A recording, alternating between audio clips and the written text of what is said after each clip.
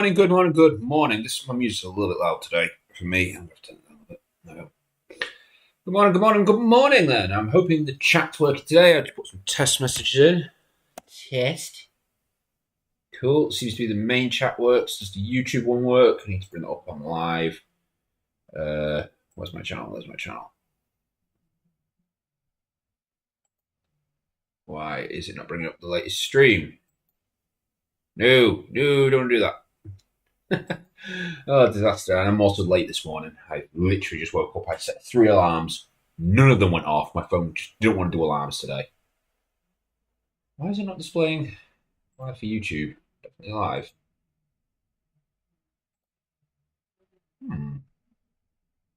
Strange. You're down here today. I don't understand why it's not bringing up the live feed. There we go. It's seeing YouTube live now. And it's... Oh. No, go full screen there. Thank you. Oh. Where's the chat? Where's the chat box gone? You delete the chat box. There we go. That's all I want YouTube open for, so I can test to make sure YouTube chat works. And see if it's going to be working on the full thing today, or if it's... Oh, it's working on the full thing today. Okay.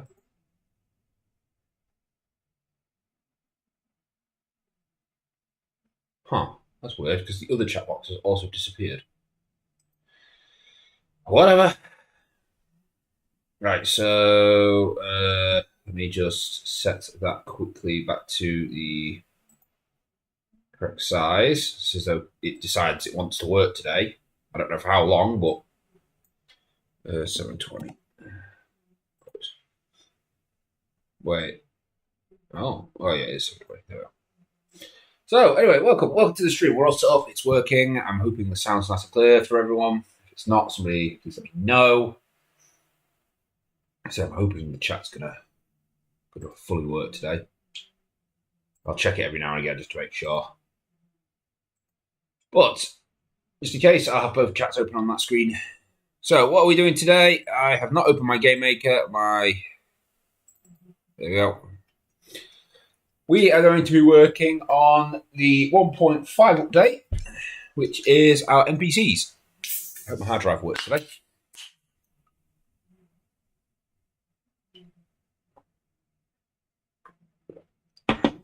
Yes, I'm sure you can tell from me doing that.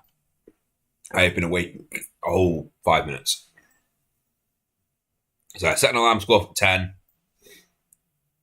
It never went off. Well, I set one at 10 to tell me to get up.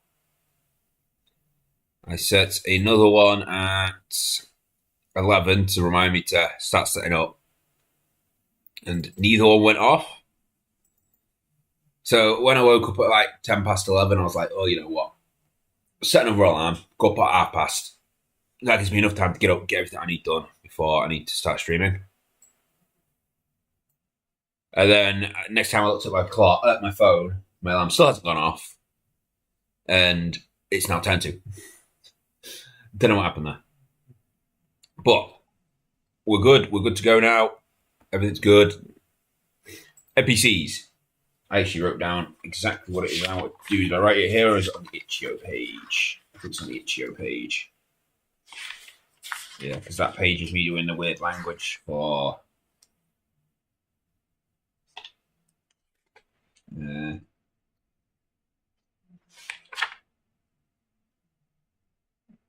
yeah, that's me writing that weird language for me doing what you call my D&D campaign. It really confused people, and that's how I wanted it. All right, good. So what I want to do then is I want to go to the actual page because I wrote it on here. Say, I've been doing a roadmap on it.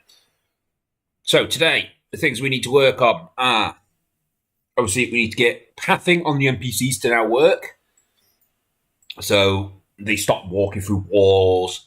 Currently, we can't go through the tables. I should actually cover some of the things I did in the last episode. But I'm getting ahead of myself. As I said, just woke up. I'm tired. I'm not 100% sure what's going on around me right now.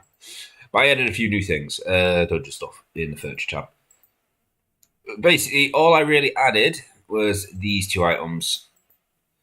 Did I add the chest on the live stream feed last time? I don't remember. I don't think I did. But essentially, we've got shelves now. They come in a variety of different colours. Furniture. Shelves. So you say you just got a variety of different books on the shelves. I mean, it's fairly obvious that one's just added a few extra books. Well, it adds a bit of variation to it. I may add some more bookshelves down the line. I do believe when it comes to the actual bookshelves, yeah. So the bookshelf that appears is random. It doesn't matter what the bookshelf is; that bit is random. Because obviously, if a bookshelf has books or doesn't have books on it, it doesn't affect the game. It's just there to be an obstacle. So the image you get is randomized. So that does add a little bit of flavour to it. And as usual, it deletes chests, it deletes stools and tables. So that is the priority. I don't think it spawns chair. Well, actually, I think chairs despawn if the table disappears. The only reason I added the stools part as well is because sometimes they spawn up in the top right corner. And if it does that, it can overlap with some of the stools. And I just wanted the stools to disappear, but not the tables. So it has that in there. And then, of course, then it uses the usual... Oh, why is it spawning chairs? I don't know why that's trying to spawn a chair.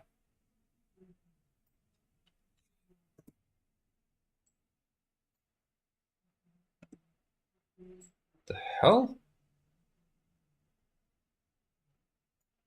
Okay, let's just delete that bit as well because it's trying to spawn a chair. I don't think I need that bit either. Look, when I wrote all that, it was like stupid o'clock in the morning after a long stream. So yeah, I bound to have made a mistake there now and again. Why did you just open it like that? I didn't tell you to do that. Yeah, just double check this, make sure I didn't add anything stupid. No, it doesn't seem like I did. And you've just got the correct event. Cool. Make sure these two are alright as well. Step. Yeah.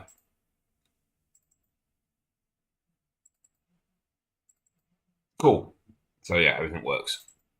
So yeah, so essentially, this thing is like a priority. It's the highest priority. It deletes everything that gets in its way. And we added a chest. This one has a lower priority than most things. It only deletes blood. And this can be overruled by a couple things. And as we can see, if we come over to our step event,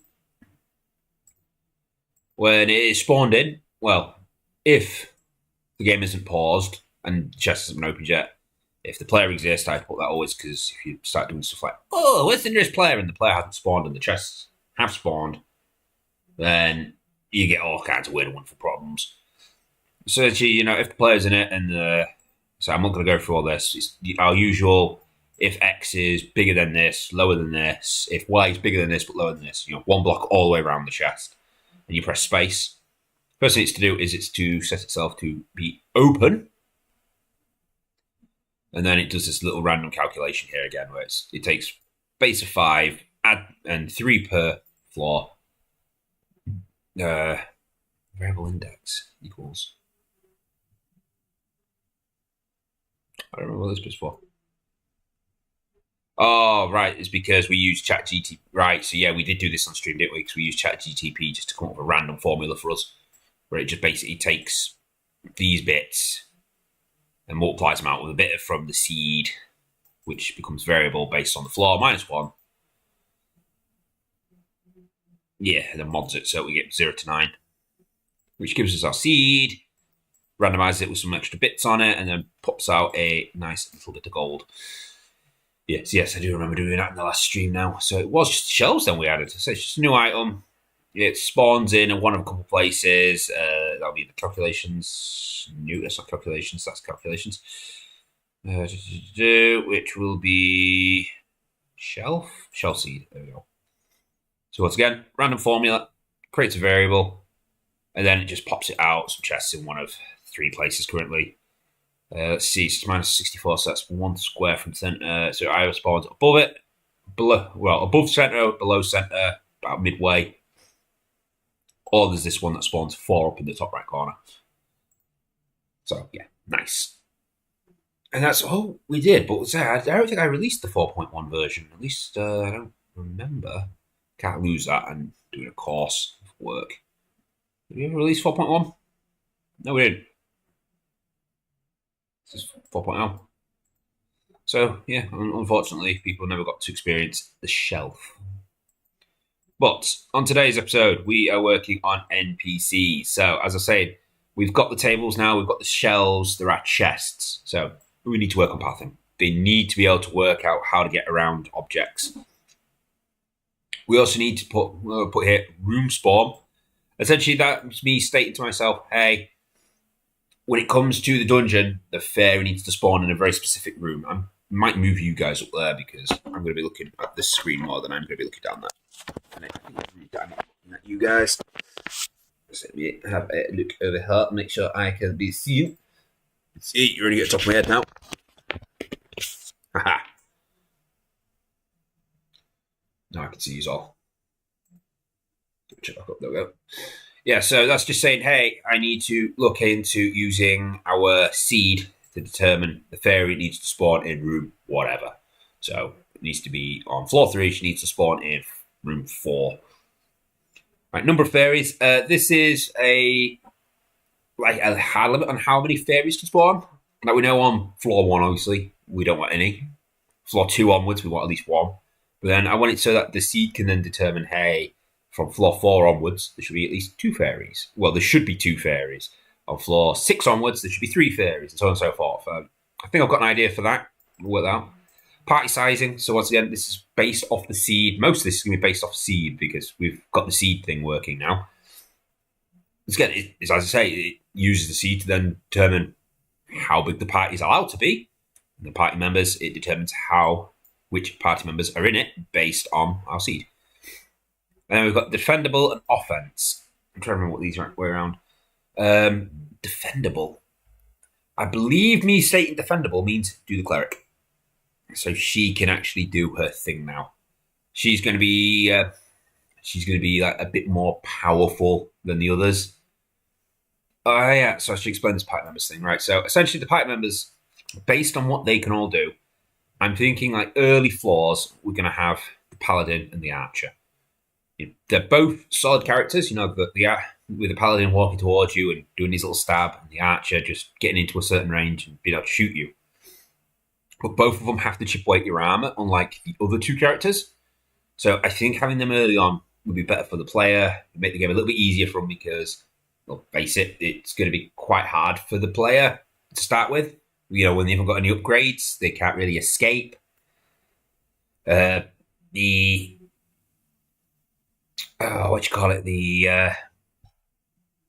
got the ability to take your armor off you first, so it gives you that a little bit of health because you can have a double health bar then to essentially survive them.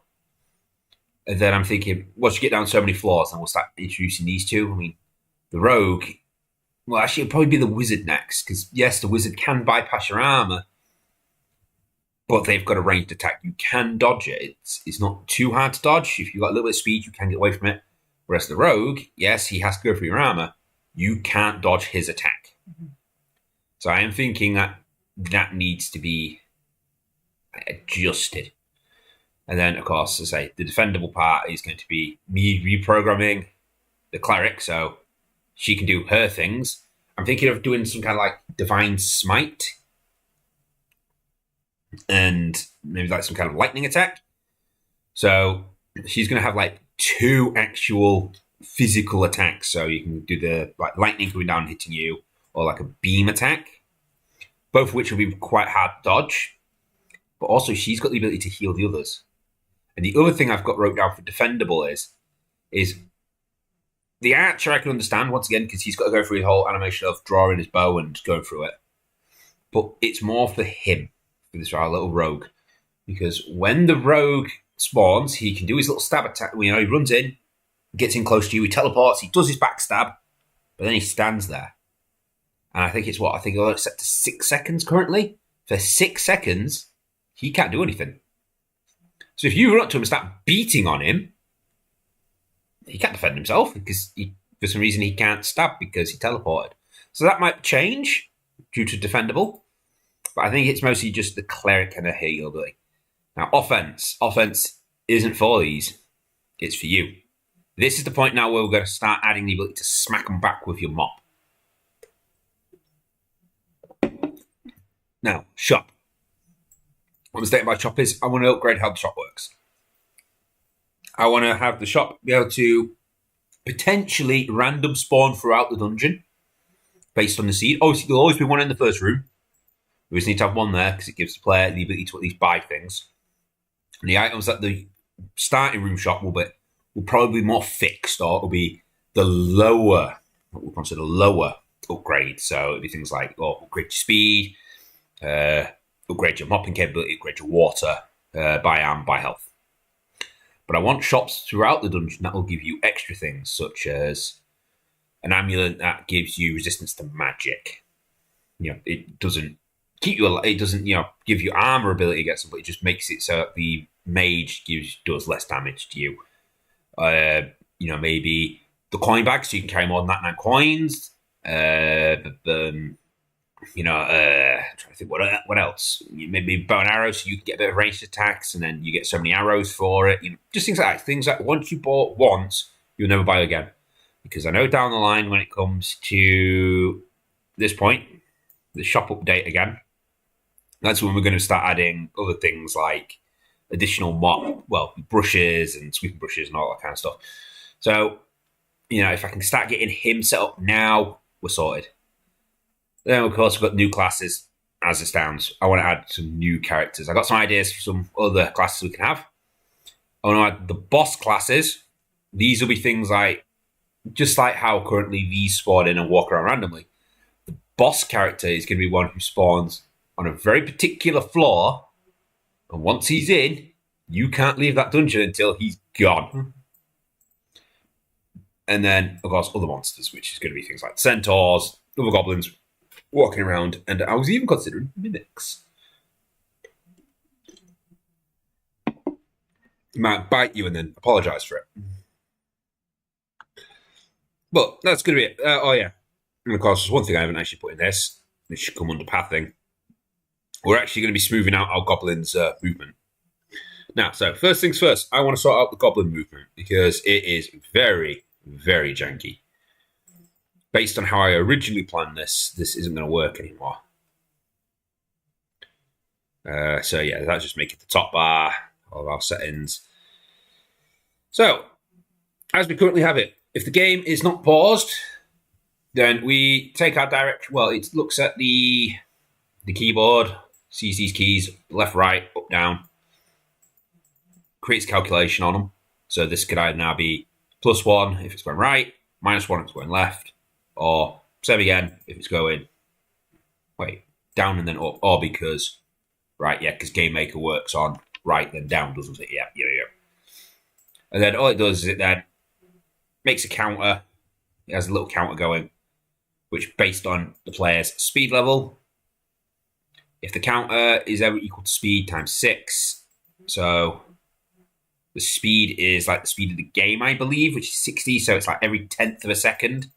It then allows the player to then move so many squares. So essentially, we don't want this anymore. This is a no-no because it does affect the mopping. It makes the mopping kind of slow, and then it gets worse. So what I need this to do now is change this. Obviously, I still want to keep this bit because this bit works. This works really well. But what I want it to do is I want it to smoothly move the goblin around.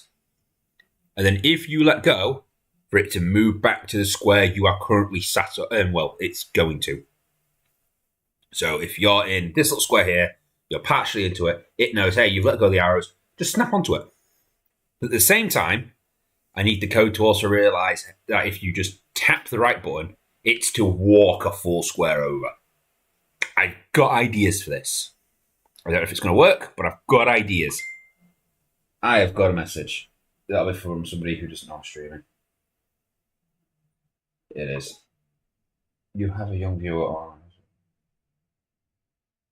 Oh, okay. So apparently, I actually have a Facebook viewer. I don't know if the Facebook chat works. I don't know if Facebook chat works because I don't know if it'll pop up on this. But yeah, I see you. I see you there. I see your. Well, you can't see on my arrows. My mouse was hovering over the Facebook one. I see you. I see number one on there. I see you. Welcome, Ivor. Is it Ivor? No, wait. Yeah, Ivor, because it's Dr. Ivor Robotnik, and his name is Ivor, and I made the connection. I'm sure it's Ivor. Correct me if I'm wrong, Morgan. But welcome, hello. Our first baby viewer, as far as I'm aware. So, no swearing.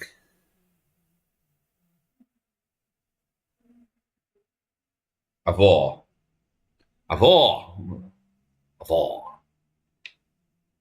That means other things to me. Hello. Welcome to the stream. You're famous now.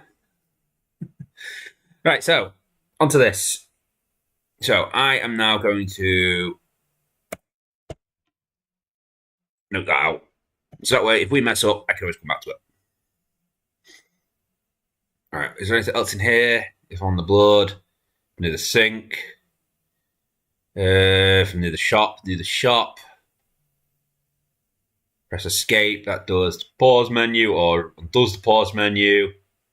Oh, I didn't know that was still a thing. Let's get rid of that. That was, if you press the F key, it's to open and close the full screen mode. We don't want that anymore. You want to do that from the pause menu. So, how are we going to do that? That is an excellent question. I should have actually tabbed that bit out as well. Now, how am I going to do this? This is $1 million question, because I do not have a clue how I'm going to do this. I understand how we can do the gridding, because I have some bits in my setup. Where's my setup file? CS setup? No, that's stuff when I reset the game, so it should be in pure setup. There it is. Yep, see, so we do have like the amount of tiles per room and the size of each tile. So room size is that. But for a lot of these calculations, we also don't want some of these. Well, most of these are actually going to be preset by the game. So, how am I going to do this? $1 million question. I've asked it about 4 times now. Right, so what I'm thinking is, if dia x is not equal to 0, or dia y is not equal to 0. So if one of the buttons is being pressed, or any of this somehow equals 0, because say if you press D, that becomes 1, and if you press A, that becomes 1, so it becomes minus, but it becomes 0, because obviously press right and left, it's gonna cancel. You can't go right and left at the same time. So we need to do some calculations. What I want it to do is x to become equal to, plus equals dia x multiply by, put it just down as speed. It should be that. Right, I think that should be okay. That should give us our smooth movement. This might get ridiculously fast though, so I might have to change how quickly they increase. I just need to change that slightly, because essentially that's going to be adding a little bit of speed based on the player speed, and rather than it being a percentage, it's going to just go, as long as this is pressed, go up 1 pixel, go up 2 pixels, go 3 pixels as you level up your speed. Randomize So as you can see, kind of slow at the beginning. But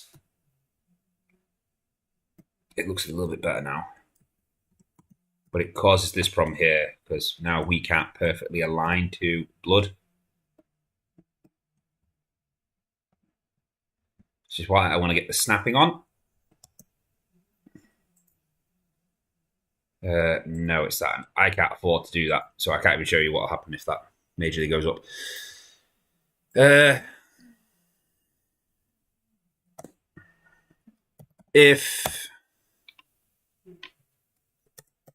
Well, it should just be an else.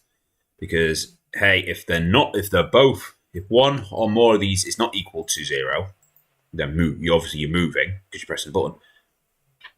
If you're not moving, then clearly they've let go of the keys. So we have to do that. And else,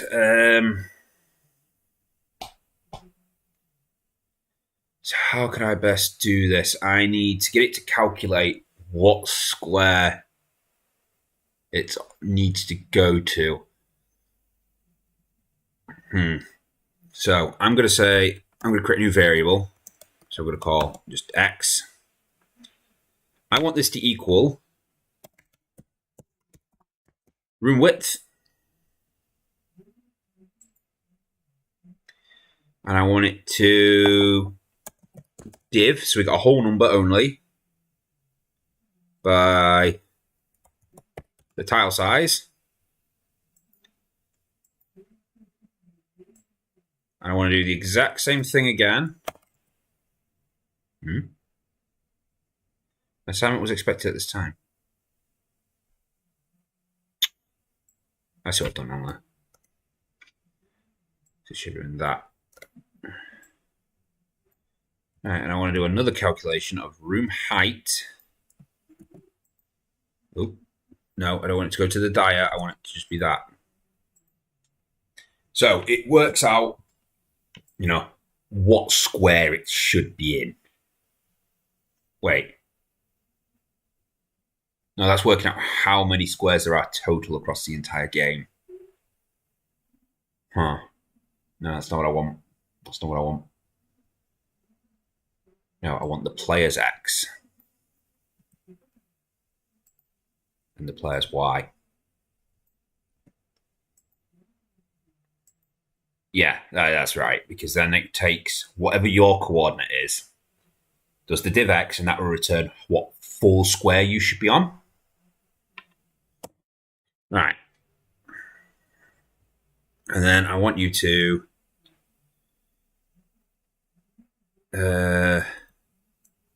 X to now. Right now.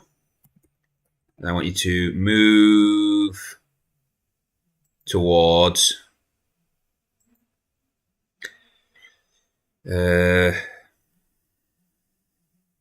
help if this would open in full screen so I could see the number things at the bottom. Where's my little draggy box in there? No, that's not helping me. Why are you not opening in full screen? Oh, it is. It's opening in work. Right, I'm going to open up a new workspace so I can actually see bloody numbers.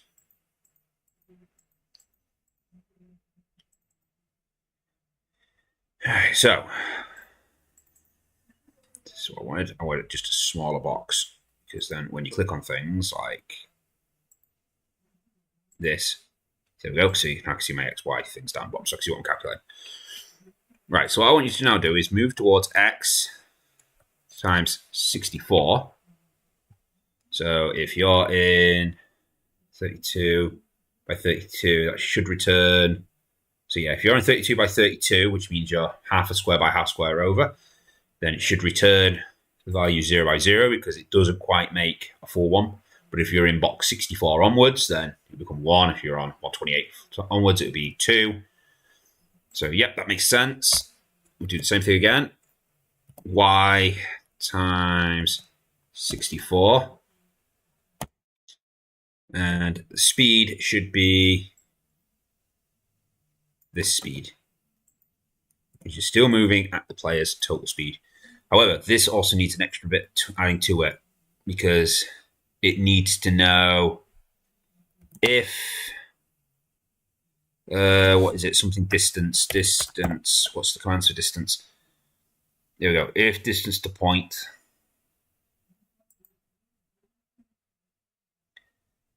And it needs to be this calculation. So if this calculation, the distance to it, is greater than 0, and another message. I'm guessing Morgan again. It is Morgan. He's absolutely fascinated by me watching. It's because I'm wavy and wacky. You know, surprisingly, is one for you, Morgan. I don't know if you remember Neil Taylor. He used to do Pony Chat. He played Adora, the pony that destroyed the School of Friendship and destroyed most of the town with that amazing fire incident, which somehow resulted in it. Basically, what happened was we were doing like a bunch of photos for an upcoming D&D campaign we're doing. So this is out for everyone who doesn't know. And during this campaign, it was Tales of Equestria. It's My Little Pony. We were making like little images of some of the stuff that our characters were doing whilst we were waiting for our GM to write the initial part of the campaign and work out what we were going to be doing for the first events. And the guy I was with, he asked me, could I do some images for him? I was living with him. I kind of was, but wasn't. I was jumping on his sofa when I came on weekends. He asked me, could I do some images for his character? Because he was joining us. And they were like a klutzy character who had a really bad luck. And essentially they turned on a tap. And as the character put it, first there was water, and then there was fire. They don't know how it happened. And he ended up burning everything. There's a nice image of him running past my character and everything's just on fire. It's amazing. And during all this, so to my main point for Morgan here, his daughter, when she was a baby, she was like that. She was fascinated by me. There's just something about me that babies like. Maybe it's because I wear weird colours and I'm consistently moving around. I think she really liked my snow jacket because I had like zippers on one side. You had Velcro all over it. There was buckles and lacy bits because you had to have all these different pockets for storing stuff. Wait, so the Facebook Messenger does work. The Great Fire Ponyville. Yeah, it was good times. But yeah, his daughter, she always used to find me fascinating. I'm not known a baby that doesn't find me fascinating. Yeah, he's a hardcore YouTuber. He loves the YouTubes. So it's all good. All right, so hopefully, what this should do now is it should look at the point. Well, it calculates the point, finds out what's the nearest whole square to us, always going downwards, not rounding up. It then looks at that and says, hey, are we further away than that location? And if you are, then move towards that location. So now, hopefully, if I've done that correct, and I think I've got that correct now, if I randomize, if I move, yeah, there we go. See,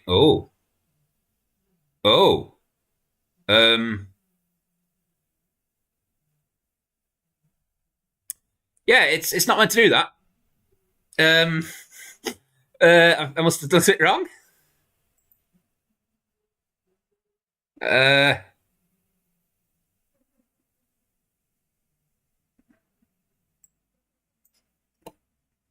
Okay, what I'm going to assume's happened there, and I'm only assuming, is I know once it gets close to a square, if you get it exactly on, and you're using this move to command, it kind of vibrates.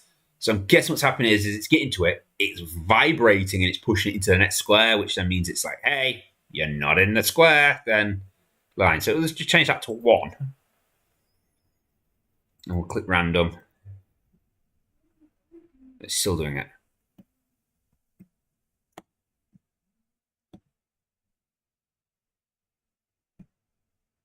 The thing is it's kind of fighting me. Look, if I click diagonal the opposite way, it really is. Oh, why are you doing that?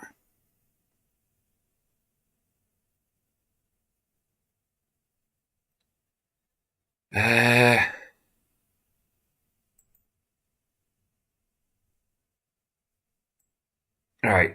I think we're going to have to... because that's a variable, so it's not even going to give us that.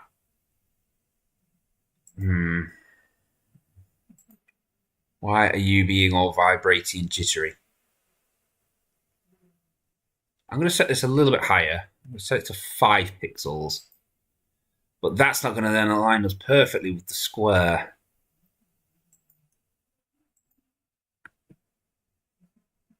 Whoa,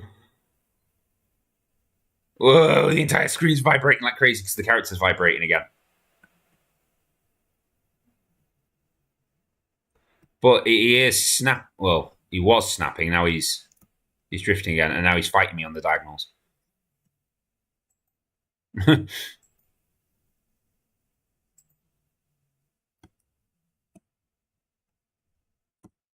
Yeah, it's really fighting me on diagonals.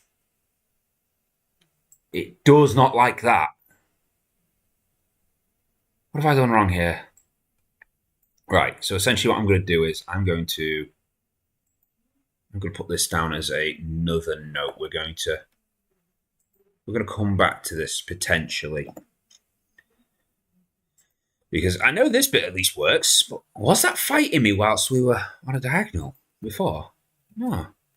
So it's just that new bit of code that is fighting me. So if either one of those... Also, I like how the fact that this is only to execute if this is not paused, but we clearly had it paused and it was still trying to walk out of the room. Why was it trying to do that? That's very weird. It shouldn't have tried to do that. Let's just run that again. Let's see what's going on. Let me have a look at it, see if I can figure this out. So it starts trying to do this drift thing.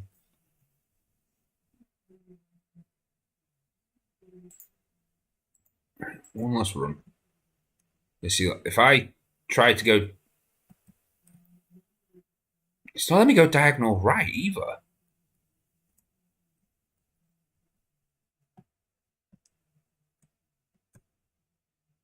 Right, there's something definitely going wrong here because it's not letting me go diagonal right.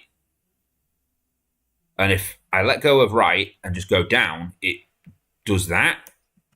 And then we've got this. Well, so there's something going wrong with this calculation. That's what I see the character. Oh, so even the character's not moving. Oh, the character is moving. So why are you moving?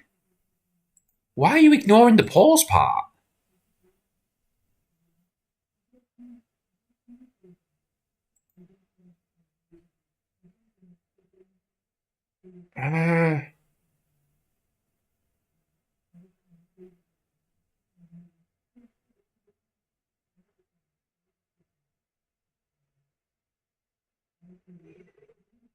Right. So I'm going to try. I just want to have a look at this. If I make these hard numbers. Once again, I don't know why. I don't know why that's going into full screen mode. I don't want it in full screen mode. I just want small little windows so I can see what I'm doing. So if I say underscore x equals 0 and underscore y equals 0. Did I capitalize them all the way through? X, yep, all capitalized. Now that they're hard variables rather than soft variables, let's see if it still works, because it might be clearing them quicker than... See, I can't go right now.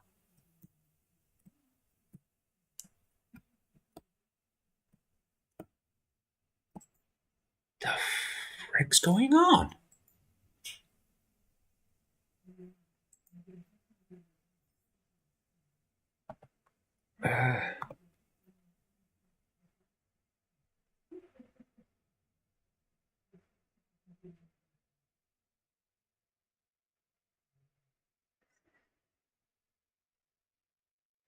Right, I'm going to change this because clearly that's not doing what I expect it to do. And I'm not happy with that. So I'm going to change that. If So if you're both equal to this, and only in a situation where they're both equal to, not this, I'm not hide it, because what I think it was doing was,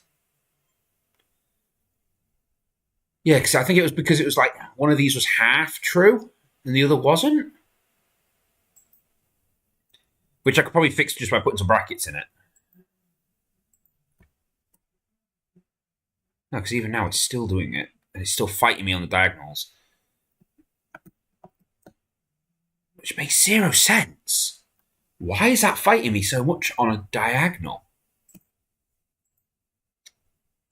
When it should only be trying to execute this code when these two are both equal to 0?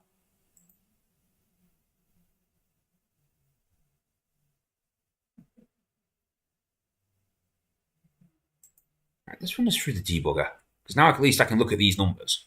Now they're not variables anymore. So let's get him moving diagonal. See, the initial me trying to move diagonals, fine. Now we try and do it again. It's like, no. Pause. See, I wish I could just do this version of it here, where I put it there.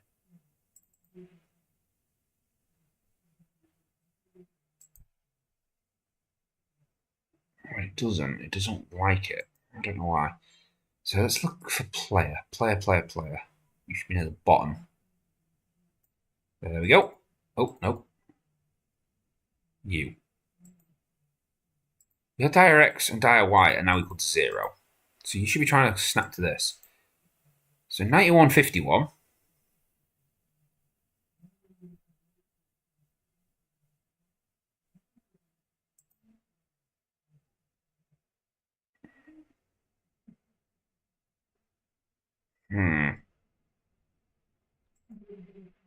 Oh crap! I didn't need to press stop. Oh, I've got to run that again now. Okay, so pause. So what's your coordinate thing now? Wait, what? Why are we in globals? I don't want globals, I want player. So your wait, what? Why are you looking at built in? I don't want that. 128, 129 currently. If I click play, pause again. Yeah, so they're slowly going down. Why are they going down? You shouldn't be going that. You should be going up to 0 and stopping.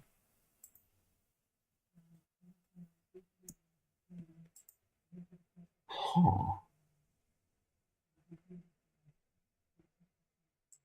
Okay. I'm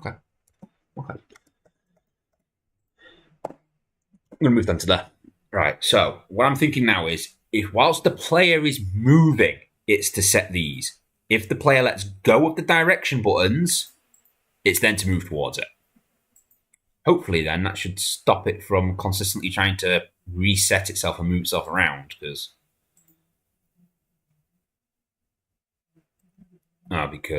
it's preset to 0. Right, so now I can't use my keyboard to go around in circles. It's fighting me again.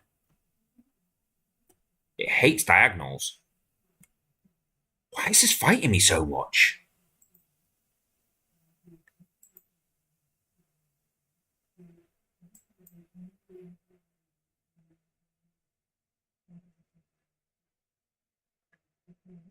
I don't understand why this is fighting me.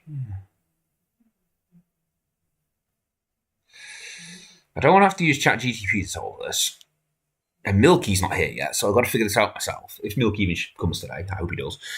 Because he's an absolute whiz with this stuff. But I don't understand why this is not working. The other option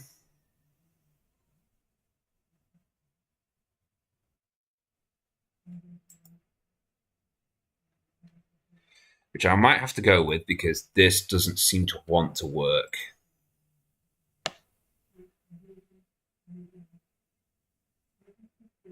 I've got those the wrong way around. Should be that way around.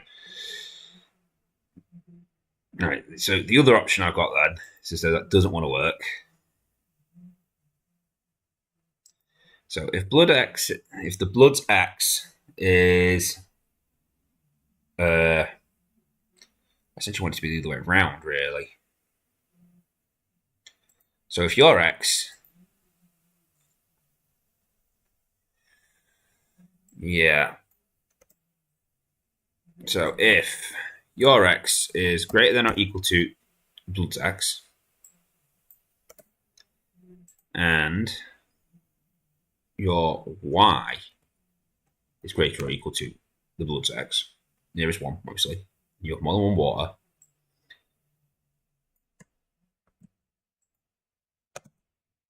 And put it in again. We do the same as our usual. If yours is less than their X plus 64, less than plus 64. So we've removed the grid formatting because clearly the grid formatting doesn't want to work.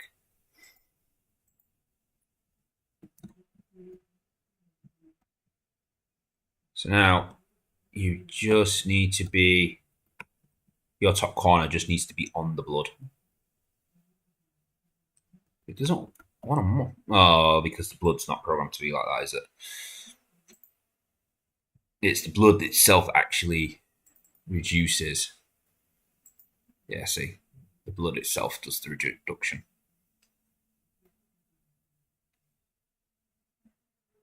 So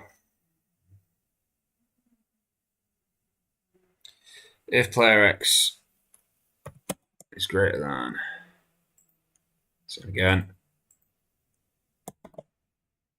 if their Y is that, XY.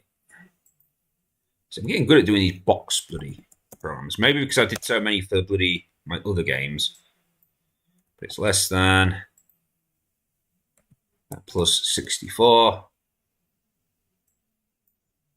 Less than that plus 64. So essentially, as long as they are hovering over the blood, top left corner is hovering over the blood.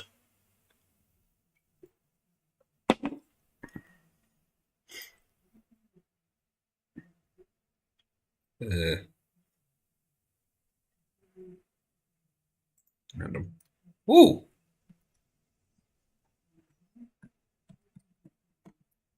I like how that had us doing 2 bits of blood at once. That was weird. But now, at least now we can mop up. We can still pass through blocks, which I need to sort itself out. We can now do that, see? So you get a massive speed boost.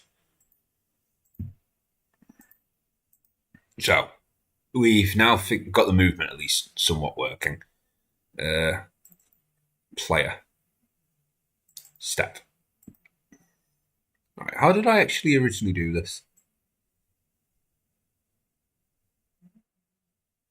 If instance places. Oh, okay.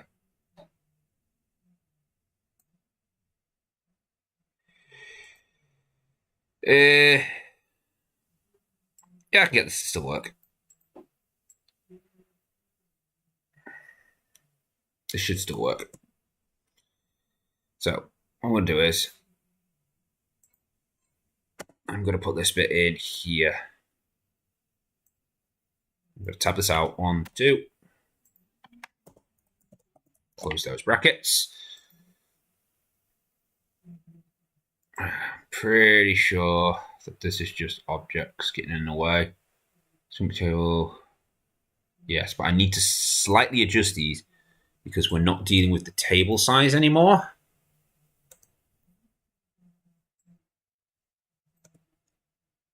It's going to make this a lot smaller. Easier to read as well, I hope.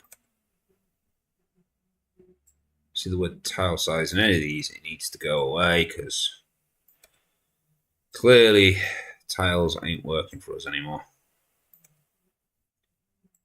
Not with us now having smooth movement. At least until I can work out why it's being so jittery when we try to do the grid snap.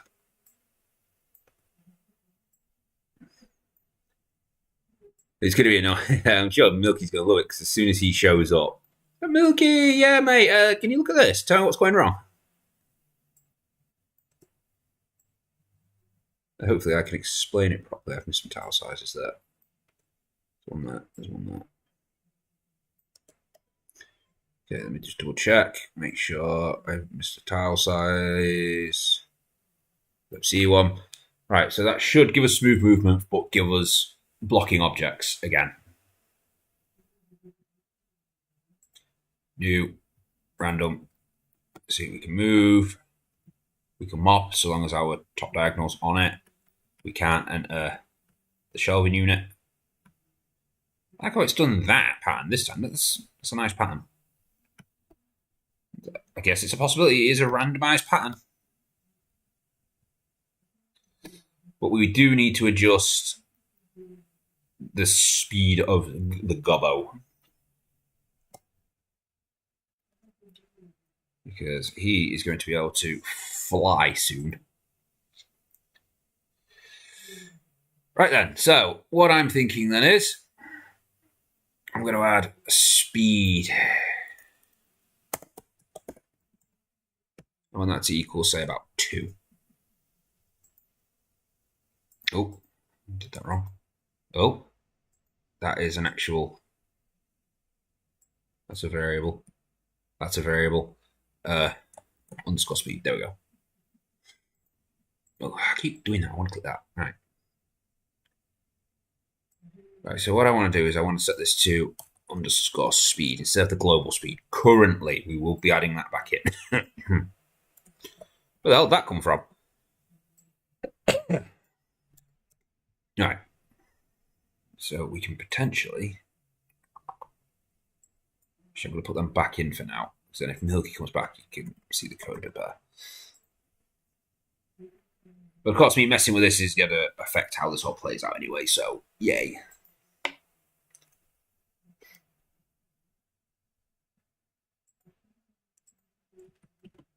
Right, so we've got movement, we're a little bit quicker.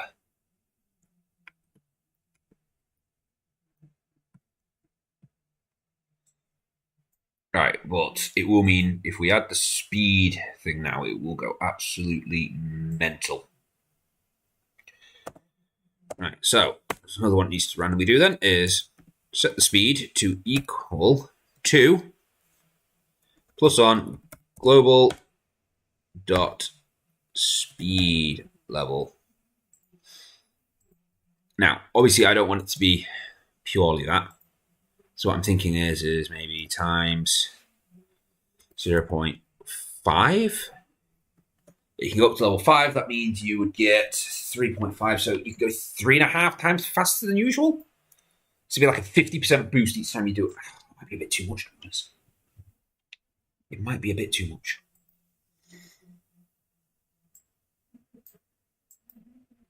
Wait, no, it would be 2.5. So that'd be 2.5 and you're already on 2. So that would actually be 125% boost. So each level currently gives you a 25% boost in speed. It's not too bad, I guess. I was thinking like a 20% maybe. Maybe 0.4. Yeah, 0.4. So at max level, you can go twice as fast. I think that seems fair.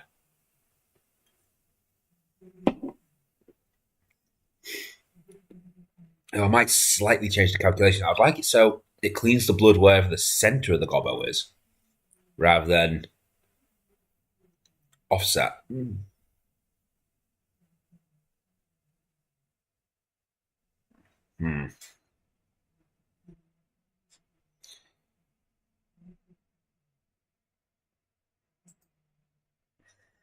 If I plus 32 onto the gobbo thing, that would be from their center.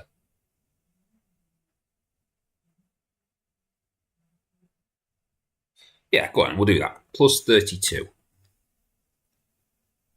So if the goblin's center greater than that. And plus 32. I could minus 32 off this. Because then if the centre goes over the halfway point, yeah, that works. Then to stop mopping. I want to look at how quickly they're... So I can change that slightly. Next, I need to update the blood then so it reflects that. Because I don't want it based off the top corner. Right, so if the player's X plus 32 and 32. Wait. Oh, because it's in small form, isn't it? Right. I was wondering, why is it so short? Well, yeah, that should now be their centre. To say we're supposed to be looking at mapping and such today, we're not doing too well. Pathing. Yeah, see, look, they're not mopping anymore. It's going too quickly. I think. Right, so.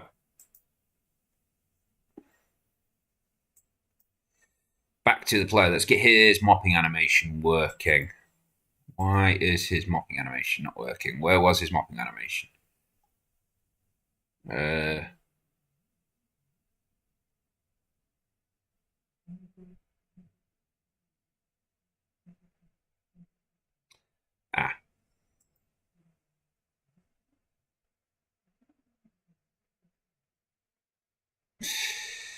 Right, so whilst he's doing this, it says he's mopping, so that loads the mopping thing. We also need to have a little thing going.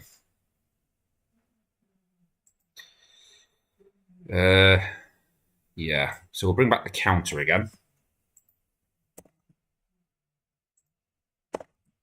Oh, don't want to hashtag that. So, reset the counter. So long as you're on it, I want you to increase the counter. Counter plus plus.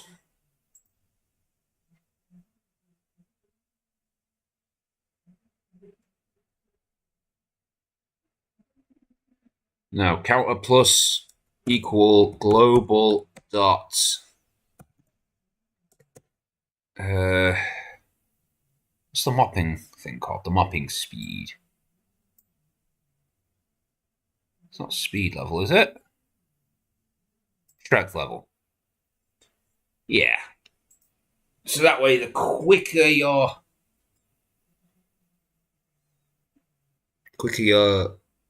mopping speed is, the quicker that's going to increase.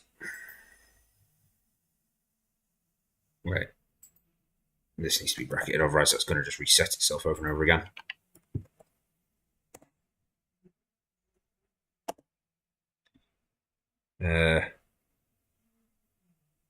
How do I have this currently set up to do drawing? Mop. Okay. If counter is ever greater or equal than 20, so that'll be like once every... Okay, I'll say 30, so once every half a second. Then I want you to set counter to minus equals 30. And I want you to mop to equal negative mop to not equal the mop. So it should, flick it back and forth between 0 and 1 consistently. Oh, wrong bracket. That bracket. Cool. So that should now give him his mopping animation back. I'm going to say that should do for his mopping animation. Oh, I want to say how this has been affected now. Oh, we didn't spell it right. And I didn't put an S at the end of Ravens. Oh, well, that's different. Huh.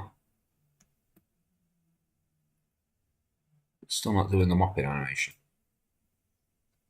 Why? Why are you not doing your mopping animation?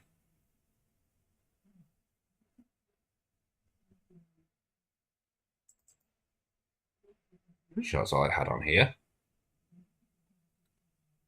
What was mop? Maybe it's not getting up to 30.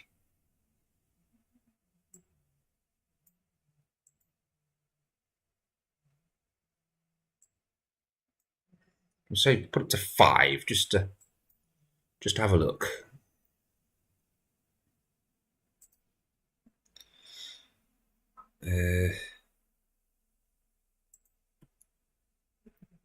No, look, it's still not doing it. Why is the mop not mopping?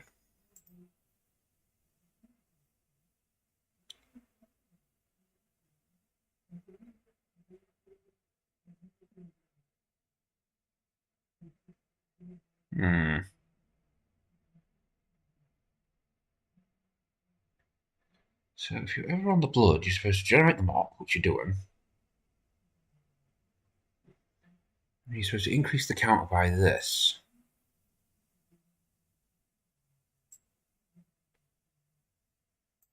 This removes the bit that deletes the counter, so after being on it for a second, it should go absolutely ballistics. Just so we can diagnose what's going wrong there. Let's see, because he's not changing.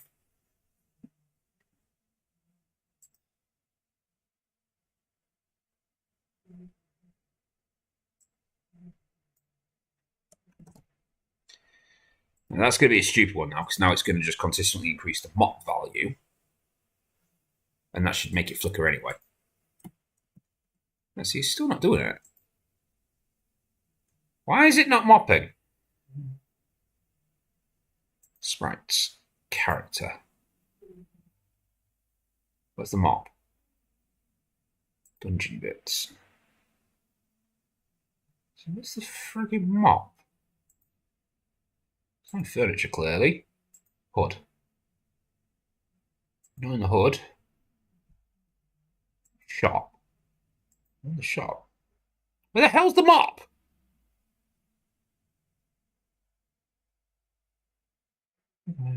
Oh, is there? So you should be doing that. Why are you not doing that? Why does it not want to do that anymore? Why are you being weird?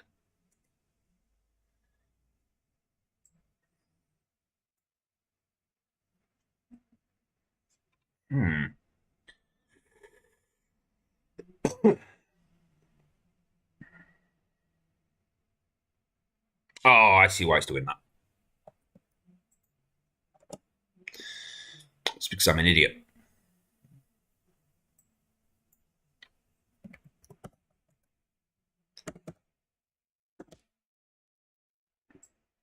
I'll explain it in a second, just whilst I'm typing, so I don't mess this up. Mop becomes equal to not mop. Right, so essentially what was happening is because I hadn't put this in brackets, it was running this little bit of command here. It's like, oh, if the blood exists, if blood exists on the map, and you're within these coordinates, then do the mopping thing, which has a hashtag on it for some reason. Increase this counter. Else, if you're not on it, then mopping becomes 0, so you're no longer mopping. And if blood doesn't exist, then clearly you're not mopping. But whilst it's running this bit, we're saying, hey, if blood exists and you're running this bit, and if you're not running this bit, then do this bit. Afterwards, it's doing this, because this wasn't a part of the else command. It was just a floating statement. So, hey, try counting a counter up, which every time you try increasing, it's just going to be set back to 0. Sweet, mopping works. A little bit slow, though. I mean, he's a gobbo. I mean, he should be pretty slow. I'm going to set it just a little bit slower.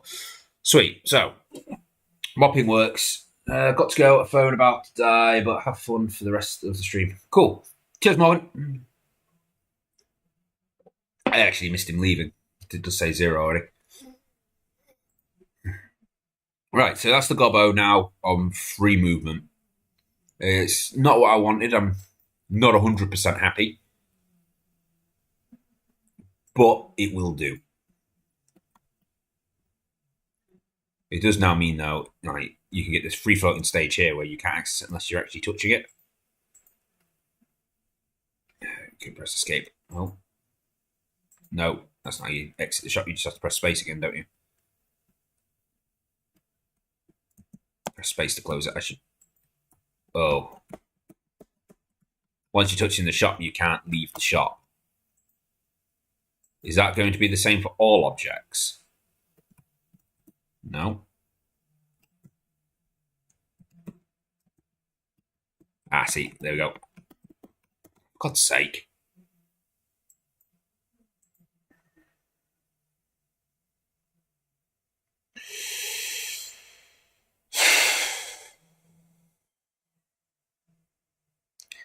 This is one of the reasons why I hate changing code after you've already got something working.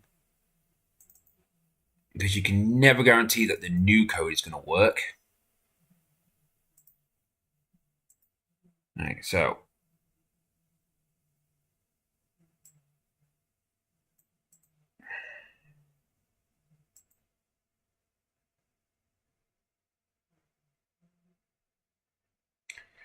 I can't even say.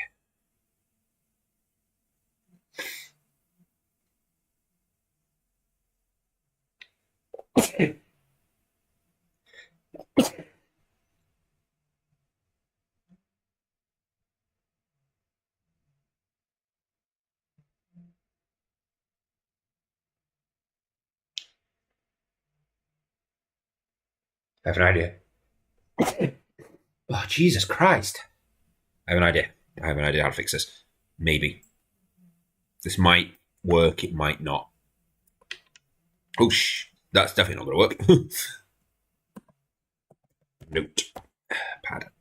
Right, so what I'm going to do is take this. It should already be tabbed out. Take off word wrap.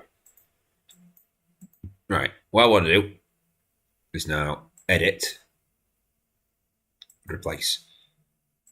The bit I want to replace is just this little bit. Clearly this does work, kind of. What I want to replace it with is, so directs times 2.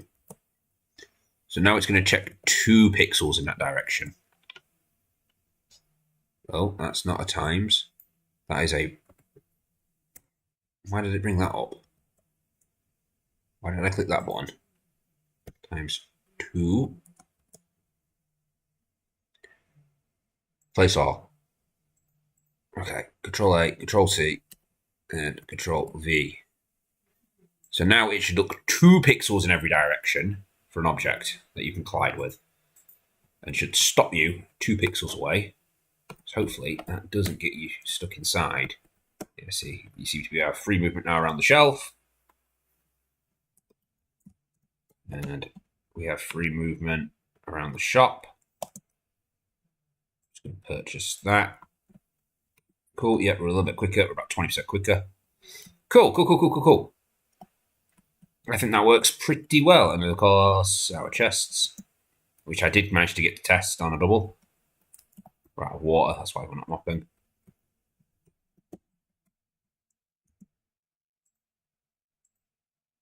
Oh, it's 13. We're out of water. Damn it. I just calculated that. I just said that we're out of water. So why am I still trying to pick up water? Right, so we spent over an hour now just trying to get the mopping to work again. And so quick it is now. There we go. 40% quicker. Cool. And that's got a hard limit still, so you can't get more than 100% quicker than you're supposed to. I might change that down the line. Might. Right then, so player, I want to say is 100% done. Next up, we have to get the pathing to work. Now, I looked into this. This is something called PG mapping or something. I think that's what it's called. I've actually forgotten what it's called. So we're going to bring this up.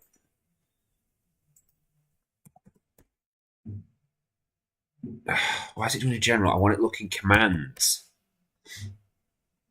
It's like PG mapping or something. Or is it DS map? This function should be able to add sets of key values in specific DS maps. Check this function to see if it was successful or not. It will return true or successful. Cool. I think that's it. Right, I'm going to take a short second break here, and then we'll be right back.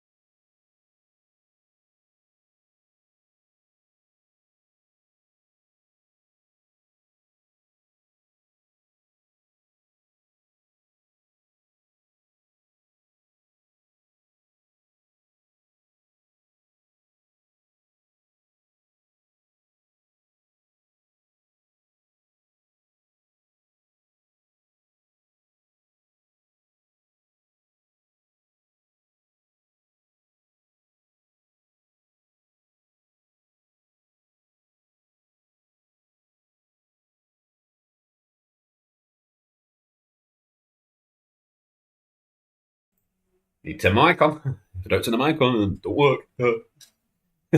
Oh, great. My entire audience left because I had to disappear for 2 minutes. Right. Whilst I was gone, I looked into the pathing again and realised that this is actually going to be really, really hard. How does it make it? So yeah, so it is the DS mapping, I believe, where essentially it's supposed to, like, you add all your different objects to the map to say, hey, these are objects, these are solid objects, don't touch. And then you could use like some pathing features within the DS mapping. Yeah. Either way, this is going to be really, really hard. I don't think I'm going to be able to get this to work on stream, so I'm not going to do it on stream. I'm going to do that when I do version 1.4.1. So that will happen down the line. So, pathing, no. What we can look into then is some of this stuff here, and potentially get the offense in. I'm thinking doing this stuff first, so because this will be a bit easy for me to do, so I can talk and show things as we go. So, we'll start off with the fairy when she gets created. Let's get this up in full screen and let's get rid of this bar. My problem is now I've got it in full screen is... wait, isn't there a... I'm sure there's a button so we can make this just disappear for a bit. No, doesn't want to do it. Anyway. What we need this to do is we need this... the choths. Because I'd use choose too many times and don't like using the same variable over and over again. What I need this to do is to no longer do this. Yeah, we don't want percentages. We want hard fixed variables based off a seed, and we then want it to choose the players that it spawns based off that seed and what floor we're on, obviously, because I don't want it to be spawning like the rogue on floor 1. Well, floor 2, because you can't spawn on floor 1. Yeah, I don't want it to spawn the rogue on floor 2, because that's just going to result in the player dying almost immediately, because that rogue is really powerful. So, how are we going to make this work? Well, obviously, we still need this variable here, because the spawned character needs to know what the ID is. And we no longer need this. Wait, what?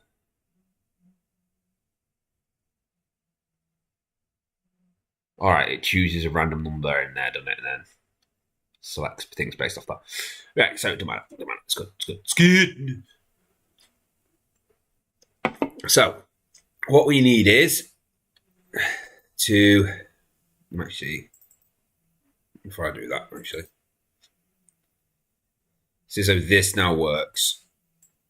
And we're not working on tiles anymore. I'm going to get rid of that. There's no point in having tabbed out code, which is useless to us. We might go back and change that again. We might add tiles back again. No, but now we don't need to. So you do that, and you also have your step event, which I believe is just your timings on when to move. It is. Cool. So, what you need to do is you need to change pretty much all of this, apart from the ID part. That needs to stay. I'm going to actually move you up. And I'm going to start all this out. And I'm going to put another one at the end. That way, if something goes wrong, then we can always come back to this and put it back. Right then. So, what we need to do now is we need to get it to start spawning based off the seed and what floor number we are on. So, first thing is from the fairy itself, we can get it to choose what party members it can spawn based off our seed and how many party members. So, what it needs to do is it needs some kind of random array thing, another calculator. I hate making calculators. I'm going to create this as a... Do I want to create as a script?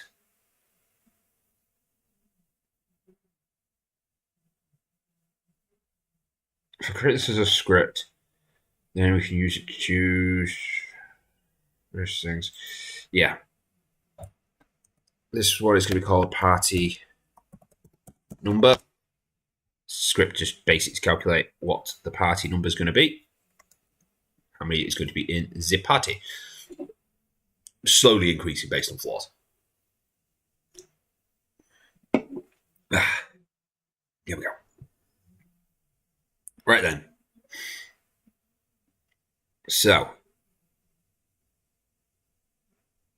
how am I going to do this? So, the seed needs to choose how many's in the party. So it needs a little bit of randomization, again, using that.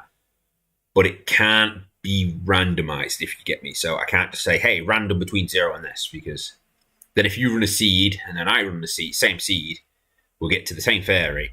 You could have 2 party members, I could have 3. So the seed needs to choose how many party members. The mobs really need to be randomized?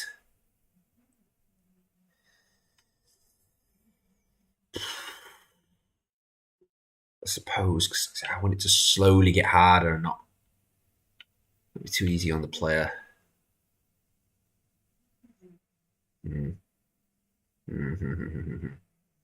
Okay.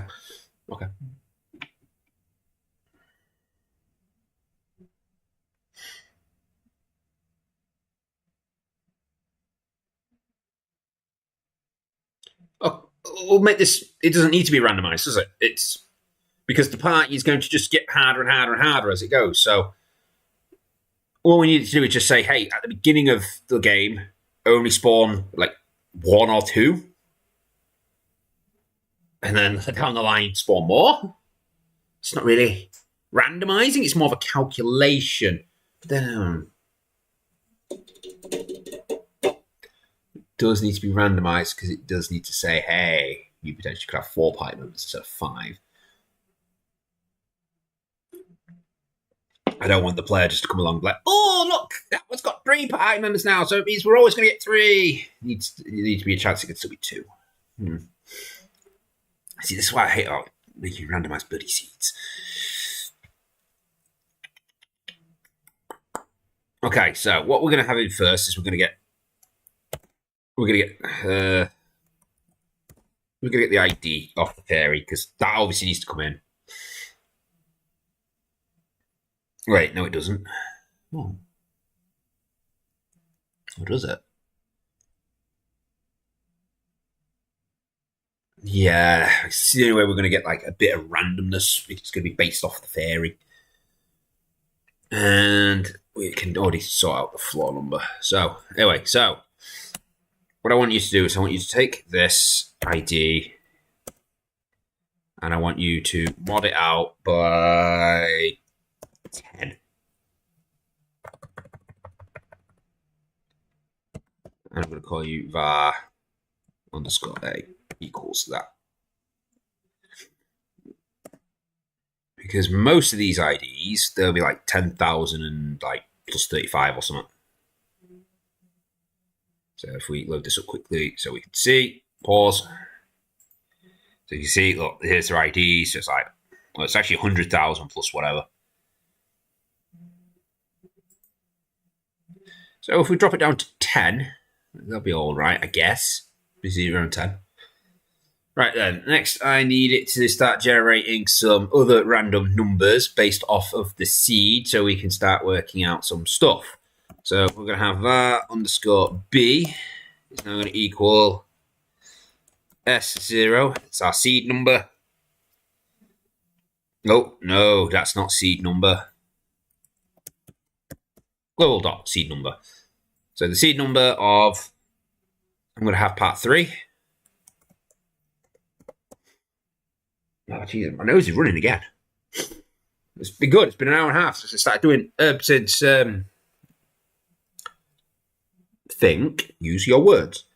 We've been going for an hour and a half and I haven't had a runny nose. So, this is the first time I haven't been allergic to everyone. S-O. Now, I'm going to have this one come off underscore A. So that'll be between 0 and 9. So that will be a randomized part of the seed. So we don't know what it's going to be. So it makes things a bit more mixy. Right. And now what I want it to do is var underscore d, you are going to equal global dot s0. It's going to be another part of the seed. But what I want you to do is I want you to do a calculation, which will be, not quite that. What I want you to do is I want you to add these two numbers together. So whatever's in SO3 plus this, and I'm going to actually times this bit here by 2 times 2, put that in brackets so it's separate, times 2, add that on, plus 6.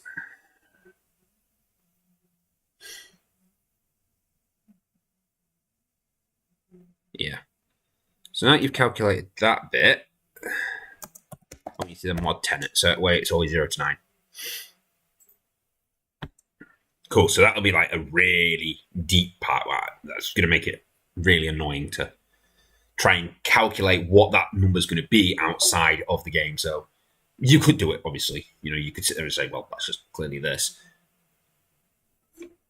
But you don't know, well, the fairy number is going to update based on it. You could technically calculate what the map's going to do.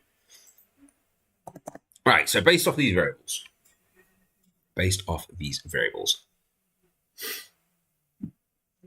Right, how are we going to do this? The party number is going to equal 0 to start with, obviously. Well, actually, no.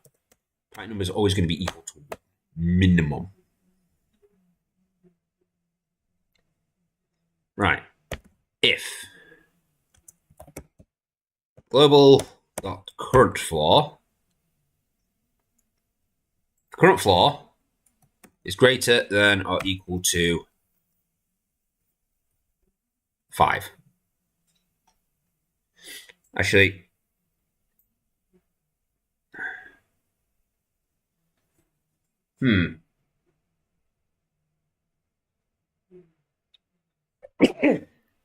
Jesus Christ.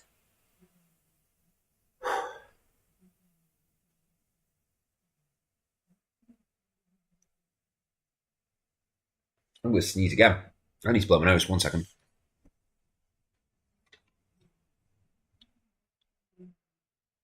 There it is.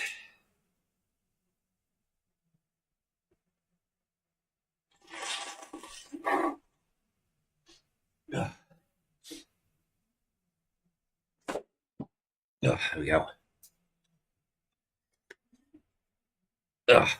Petrol heal me. Right, so what I was thinking is, so the party number is always 1.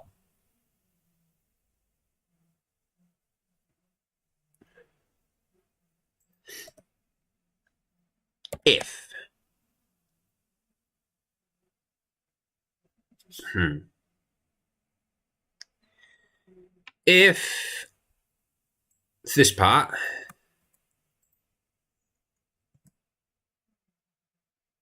is greater or equal to 20, actually no, we'll say underscore A. If that's equal to that,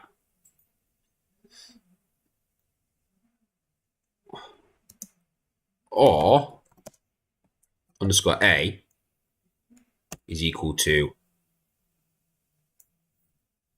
greater than or equal to 8. No, because it's not going to. No, that's not going to do it.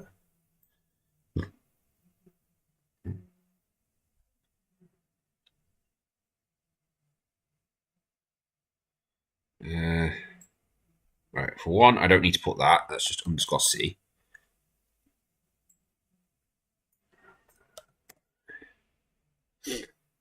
So if that's ever equal to that, plus equals what? Not just no. Why can't I do maths now? Part number plus. Right, so that should always be a shuffling thing.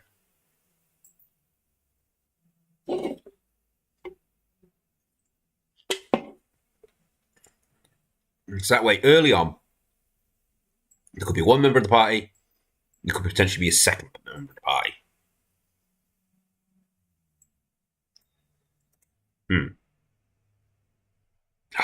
See, this is like where it's starting to annoy me. It's just trying to sort this out because this could be 20, so that means it could be a 2, could be a 1 currently. And as we go down different floors, this is obviously going to increase or decrease because the fairy number is going to consistently change. But if you've got a code 0000, this will never add 1 onto it.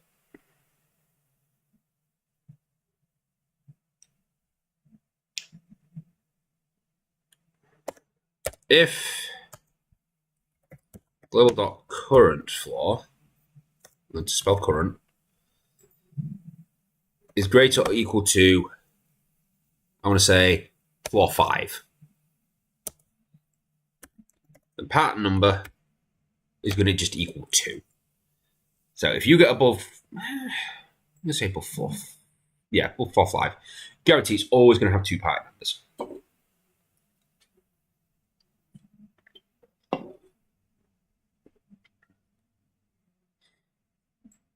Actually, I'm going to move that down.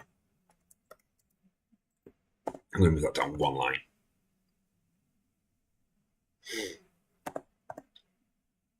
Right, so under floor 4, it should be now be between 1 and 2.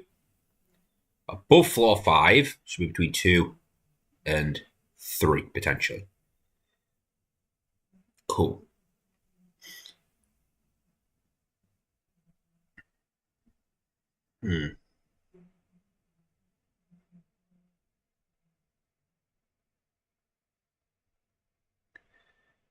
If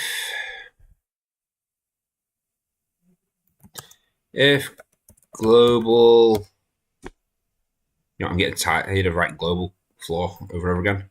So I'm just going to bar underscore E equals that. There we go. Car.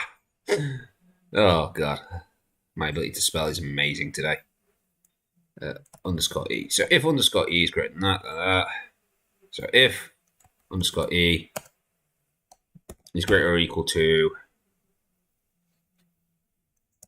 7, part number get to plus plus. My ability to type is getting worse. So that means that potentially they could go up to 3 above. No, that's guaranteed it's going to go above 3.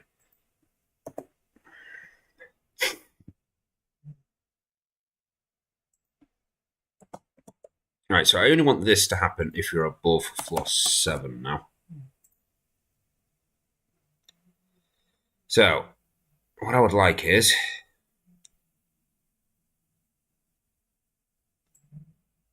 I want another calculation like this. So if the fairy number is greater than 20, so that would go plus plus if you're above the. So I want that to cancel out if it's above floor 20. So it does the opposite.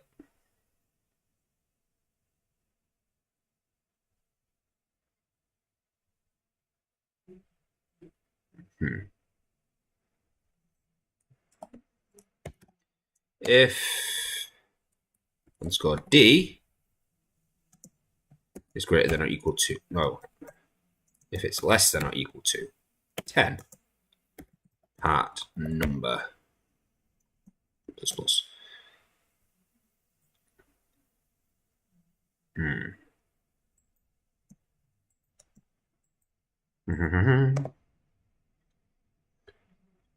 All right, so above floor 7, it could be 2. It's between 2 and 4. Yeah. Wait, no. It'd be between 3 and 4.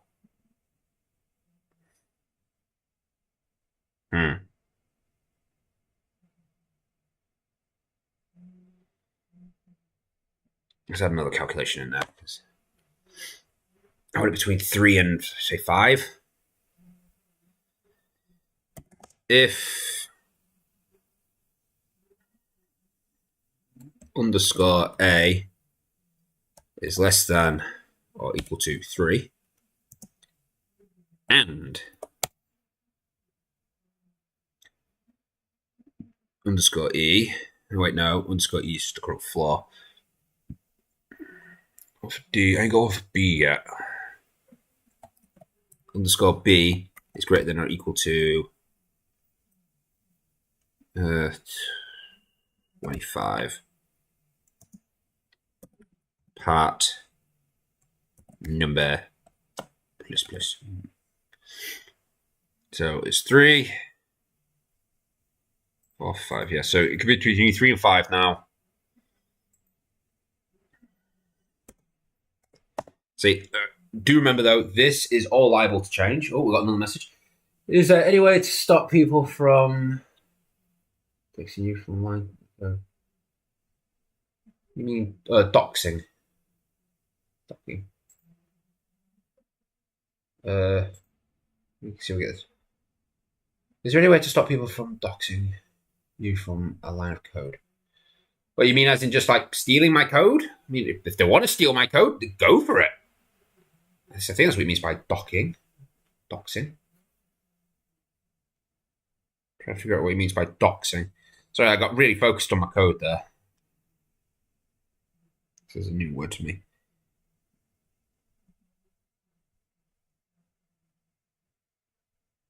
Search for a public-private identifying information about a particular individual. Typically using malicious intent. Hackers online. Private figures. Oh, so as in like trying to hack my code. If people want to hack my code, go for it. Like I say, this is real simple code. I mean, if people want to literally just copy my code line for line, create their own game off it, and then just give it some new friggin' they could steal my animation. Well, they wouldn't. They'd struggle to do that. But even if they just took my code and just stuck their own animations on it, like all these bloody phone games like to do at the moment, go ahead, do it. You will have a terrible game that's full of bugs and probably doesn't work most of the time, as we've seen whilst we're trying to do the tile thing. But they can go ahead. I don't care. Right, so between 3 and thingy now. Right, so if underscore E is greater than or equal to 10. So if we get to a point where, I should really put this as an else if. Else if it's either going to execute that or it's going to execute this. I don't want to do that and then this.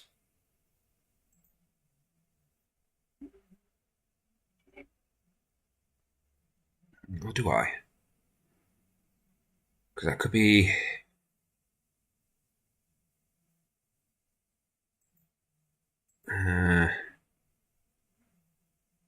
So it could be 2, 3. Remove that. 4, 5. It could still go up to 5. But then the C's would cancel, wouldn't they, on this part? Not happy with how that works.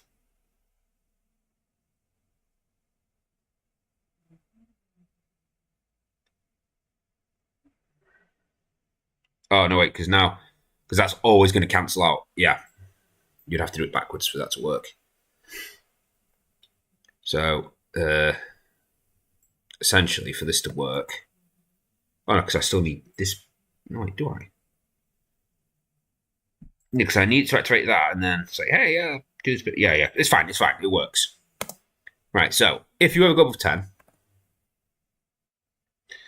so it could calculate this. So it's always going to be 2, 3, 4, 5, 6. Oh, no, because it'll be minus for that one. So 5. That goes up to 5. It can never go above 5 on this stage.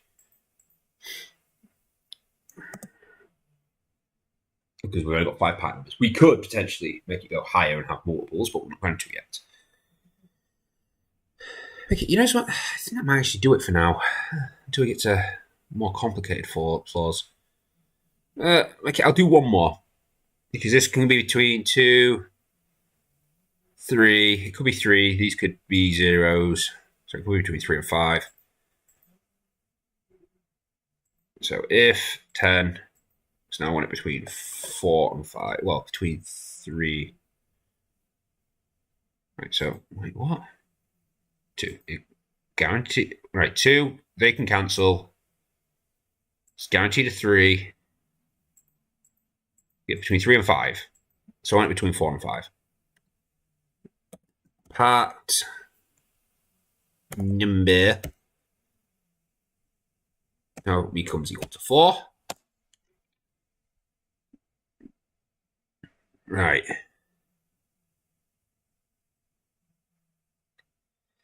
If the fairy's ID, which is underscore A, if underscore A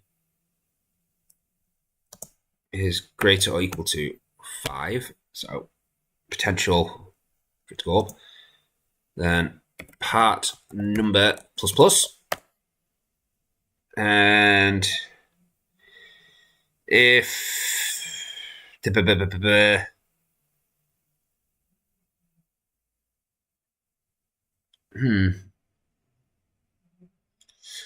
see, because I like these less than bits because it stops you using 0, 0, 0, 0. So what I'm going to say is if SO, this is a one-off, if SO 0, first part of it, is ever less than or equal to 15. Part number plus plus. And now I've got to put in some extra bits here. If part number is ever less than or equal to 0, then part... Oh, I've put this in the wrong spot. I'll move it in a second. Becomes equal to 1. Else if part number is ever greater is ever equal to or greater than, we can just say, and also spell it right. There's ever equal to 5, bigger than 5, should I say, and part number becomes equal to 5. So it can't go above 5, can't go below 1. Let's put it in the correct spot so it actually adds it to the calculation.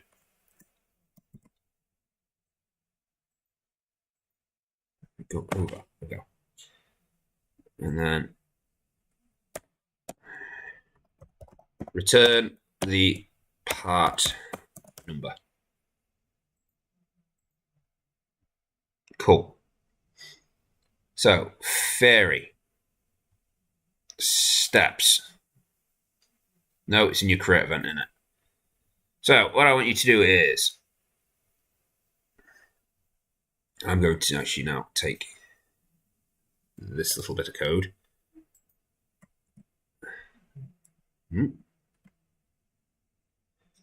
Let's start. Because I now want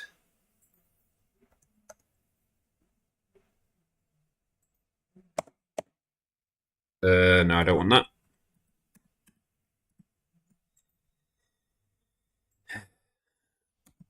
Party number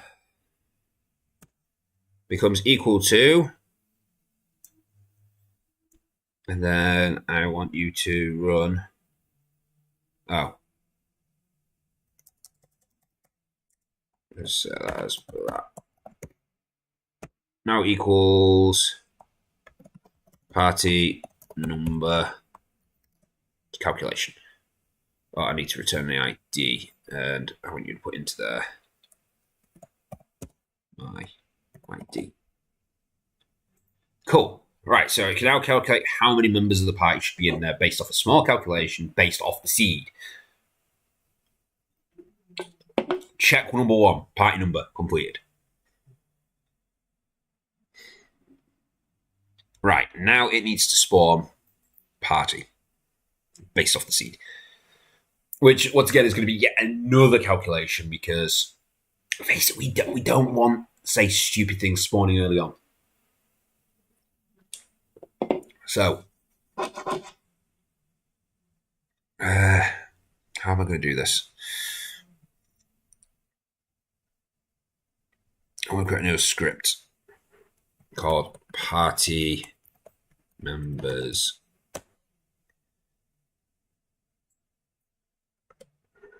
Cool. Now from this once again, we're going to have the ID put in. Oh. The fairy's ID. Now, just like all the other calculations, which we could probably just steal from my calculation folder. We create another calculation folder in here, actually. Create group. Calculations. I'm going to move both of these into here so we can more easily find them. We could just steal something very similar from, say, the table spawning command or the chair spawning command. Just steal something similar to that, where it's going to then return and say, hey, you can spawn these party members. It also needs another one, doesn't it? It needs to have the input of the party.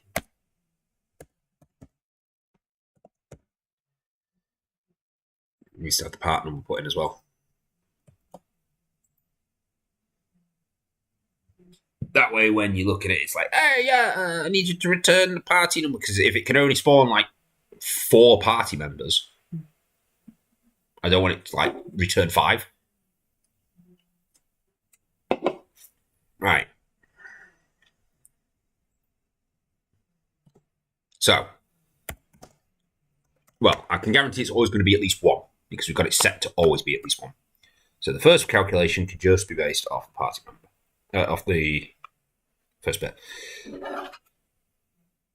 Right. If global.current floor is less than or equal to, I'm going to say floor 4. Oh, what else do we need? Oh, we need to set the variable. Variable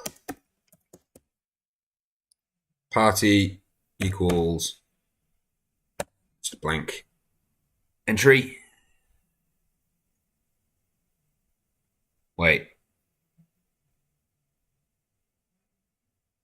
Do I need to do that? Hmm.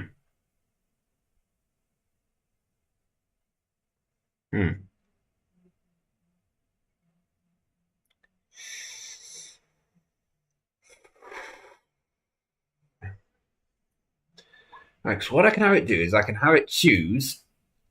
If I do this, then I need it to say, hey, look at the party. These are the possibilities you can spawn.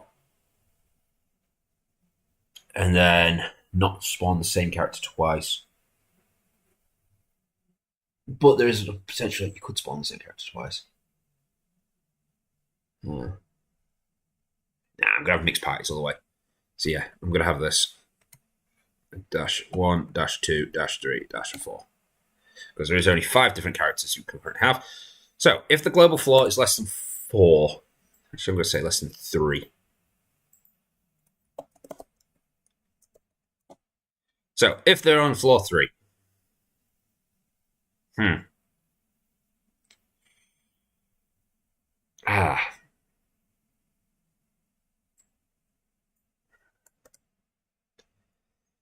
be a blank one, right? Yeah, sure. Right, so if you're on floor less than 3, then party becomes equal to 0-1-2.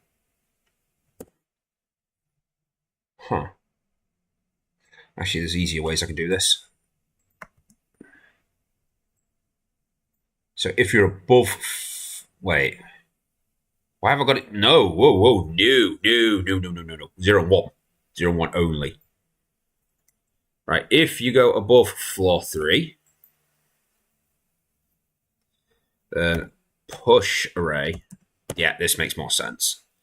Array push. I want you to push the party array. And I want you to add the value 2 at the end. Yeah.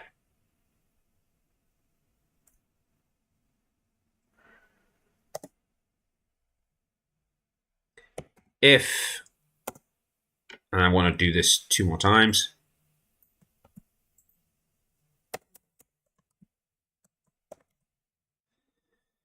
I'm going to say above floor 5 and above floor 8. Then push 3 and push 4. Right, so what that's now should be doing is that should now create an array of characters 1 and 0 and 1.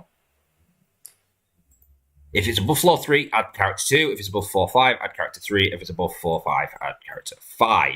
Remember, it's always minus 1 of these because arrays start at zeros. Wait, this is actually a switch, so we could actually have done that without the 0. We could have done this just 1, 2, 3, 4, 5. Yeah, I'm going to do that for simplistic means so people understand. So that way I don't need to keep explaining array switching. Right, so yeah, so add players 1, 2, 3, 4, 5. So that's not saying spawn 5 characters. It's saying there is 5 characters you can spawn because obviously the further down the dungeon we want it to get harder. So we want to start introducing things like the rogue, the cleric, and the wizard as we go further down the dungeon. We don't want to add them too soon. The part number that will be inputted into this will determine how many players can spawn. Right then. Right, so 4.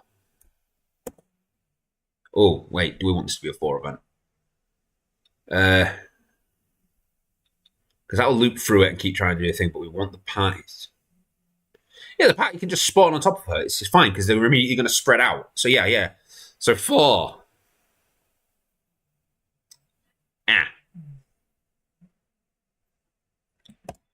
Okay, var underscore a, which now equals underscore part number. I don't know why we need to do it that way. We could have just done... It has to be done that way. You have to have an equals part at the start, which is stupid. Right, so every time I want this to keep running until underscore a is exactly equal to 0. Right, no, keep running and as long as, not until, as long as is greater than 1. Yeah, and then underscore a minus. And I've done that wrong, actually. That shouldn't be curly brackets. That should be circular brackets, regular brackets. This part should be in curly brackets. Right, so as long as a party number is above 0, run this command, and each time you run it, decrease it by a. Right.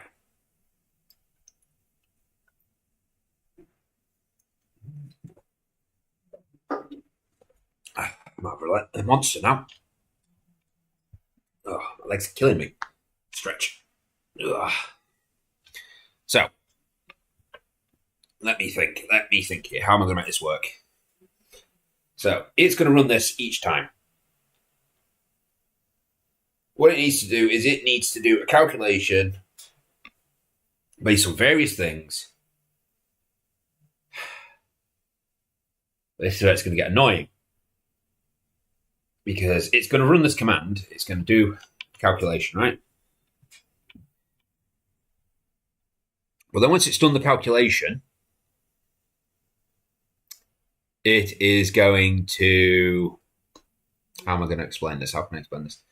So essentially, if I say to it, hey, add this part of the seed to this part of the seed, so it's random. It's going to be based off your seed. If it's above 12, spawn the paladin. When it runs it the second time, it's going to spawn paladin again. Because it's just going to keep, if part A of the seed and part B of the seed equals 20, when it runs it the second time, part A plus part B is still going to equal 20. And when you run it the third time, it's still going to equal 20. It's always going to equal 20 because the seed doesn't change mid-game. So how can we have that? I can put in a shifter. So every time it runs this, it's to add a new part of the code on.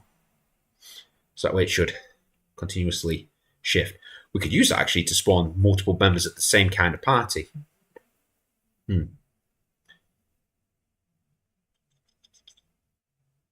Yeah, I kind of like that idea. Because that way it could continually shuffle. You could get 2 clerics. You could get like, if they ever spawn a frigging party of like 5 rogues, holy crap, the player's going to get screwed. But it's a possibility. You could get a band of rogues all going to. I kind of like that idea. So that way you're not just guaranteed a party of 5 members.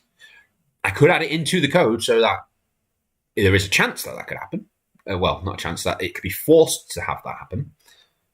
I think I'm just going to have it as a shuffling variable.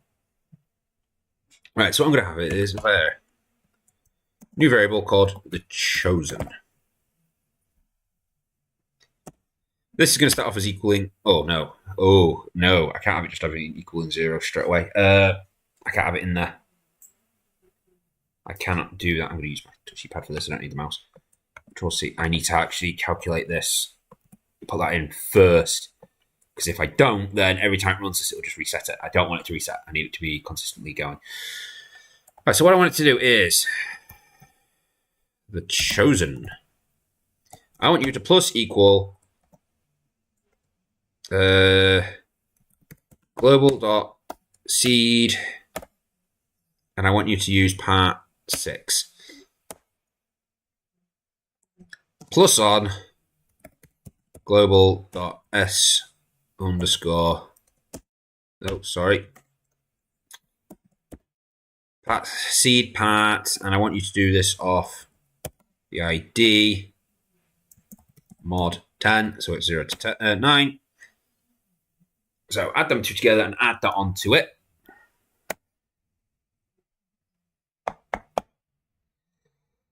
Now what I want you to do is I want you to then make the chosen part equal to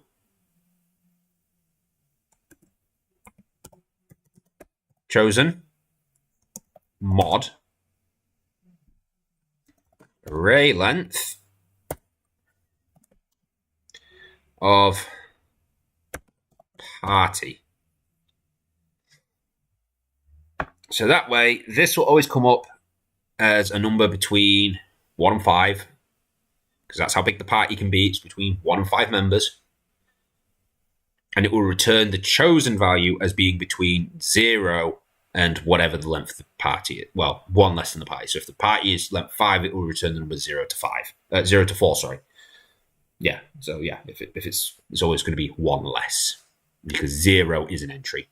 Because all it's going to do is it's going to say, hey, take this number, divide it by however long the party is, so say 5 members, and then return the value that is left. So if the number comes out as 27, you can put 5 into 27 5 times, and you have 2 left over. So it will return the number 2, because it's always returning the remainder. But say if it returns the number 25 here, and you've got 5 party members, then 25 divided by 5 is 5, with no remainder, so it returns the number 0. So you get 0 to 4, always guaranteed. It's very useful for doing arrays. So we get the number 0 to 4, and from that we can then choose the party members. And of course, because this is continuously adding, the next time it runs, it's just going to increase that number further. So even if it returns number 4, it'll add these 2 numbers on again. That'll take it over even further, and then it will then do this again. You know what? I'm also going to add. Do I want to add a +1?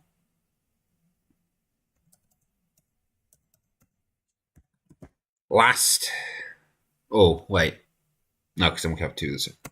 I was going to do it then, so that way if it chooses the same number twice in a row, then it shifts it. Yeah.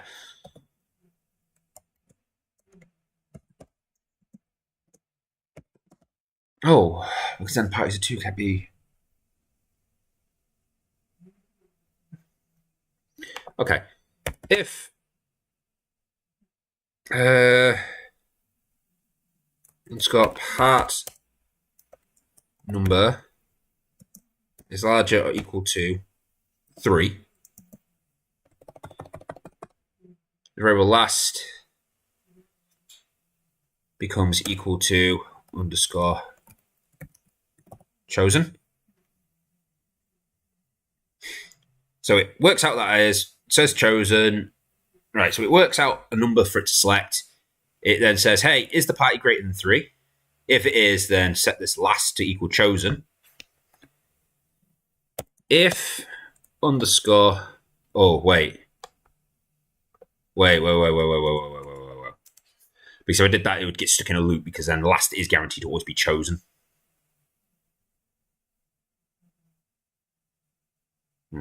Yeah, because it's going to set the last, then it's like, oh, it's the same. All right, so I need to do that the other way around. So it means I need to set this first. See, this is why ordering is important. Last is equal to -1. So I don't need to put var here anymore. If underscore last is equal to underscore chosen. So if that is equal to that, I can put this in brackets to make it easy to understand. I'm probably going to do that because I'm going to use the word chosen twice in a row. Chosen gets plus. So essentially what it's doing now is it's creating this last variable. It's starting off as -1. And then if, when it goes through this loop, you say it adds these numbers onto the chosen. Because dangerous coil, variable, type real. That's fine. It's warning, but it's fine.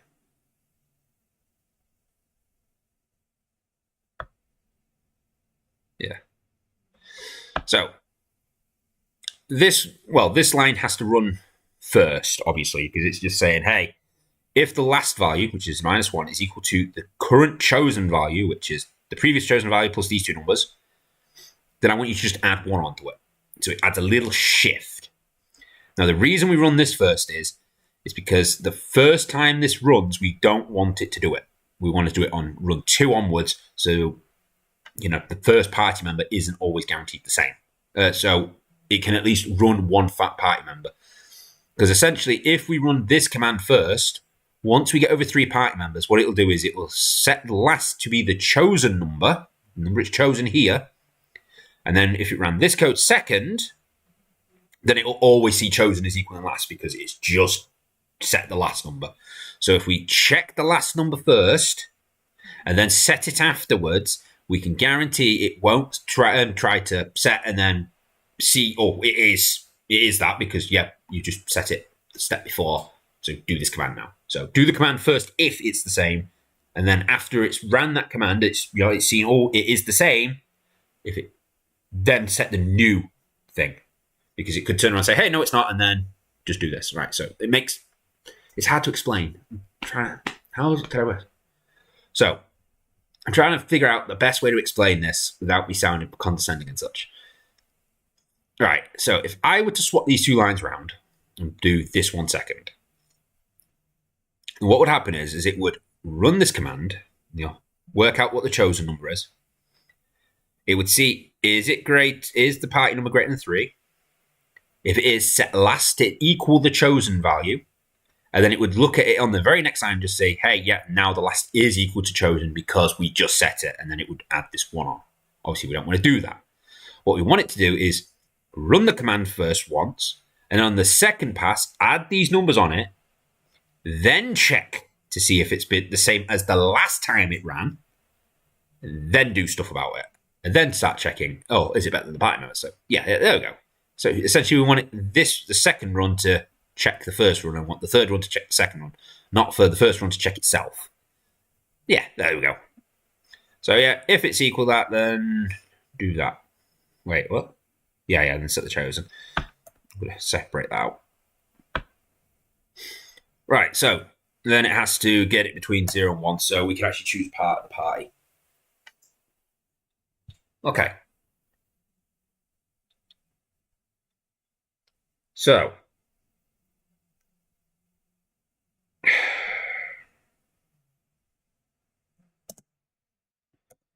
now all I need it to do now is to spawn the party members, I think. Oh.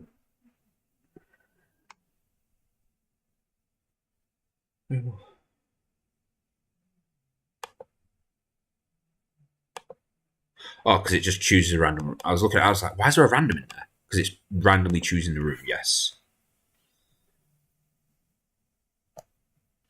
Right, so what I want is I want this. End one. And now I want to put this into this command. But not like that. No. I do want an if.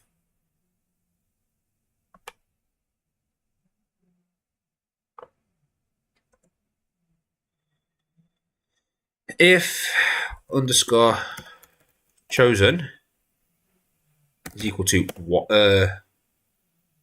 Equal to 0. Control C. Actually, let's not do that. Let's just do that bit and make it. I could go even simpler. Just copy this bit. Oh, for God's sake! I press Control C again.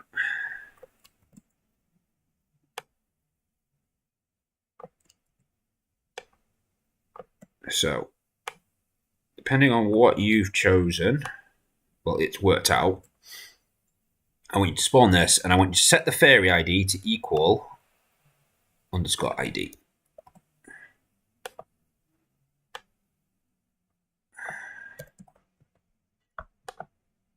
Right, this is going to be annoying because you have to use Control C. Because if you try typing it and using arrows, it'll bring up that quick select prompt.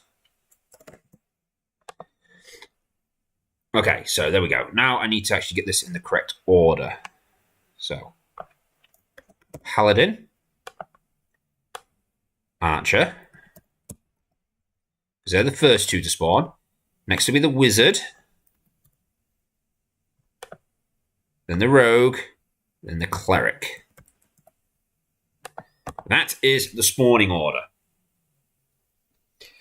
Because the Paladin is easy to dodge, you can outrun him. The Archer's arrows are fairly easy to dodge. Once again, in both cases, they have to break your armor before they can hit your health.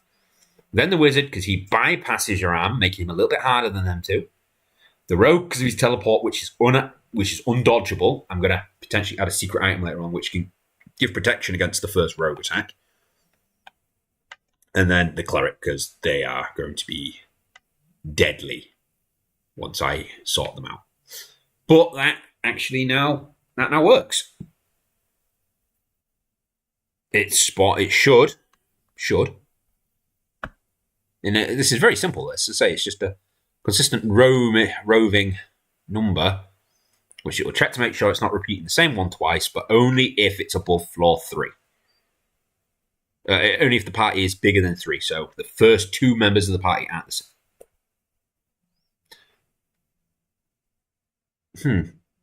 I just realised that's not going to work because I was kind of enjoying the idea of having 5 of the same part. You know what? Get rid of that bit. Get rid of it. We don't want the shifter. I want it so it can potentially spawn 5 paladins. Yeah, so it's just a simple bit of code now. It just adds some numbers together. Yeah, so add those together. Mod it to the party array so it returns the number 0 to the total party number. And then look at this array and just, 0 to 4. Just pop them out. Cool.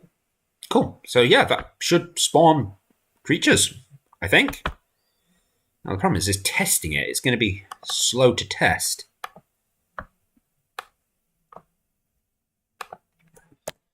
Right, so then I want you to run party members.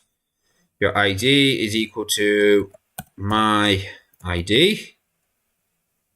Oh, it's capital D. And your part number is equal to party number. Cool. So that hopefully should mean the fairy should work and it should spawn a set party number with set party members based off the seed and what floor you're on. Like I say, the only problem is now is we have to go find a fairy to make sure this is working. Fairies cannot spawn on floor 1. Oh, we can't leave. Oh, I remember why. Because we can't leave unless. Where's the stairs? Scream if you see stairs. It's further down. Stairs. Step event.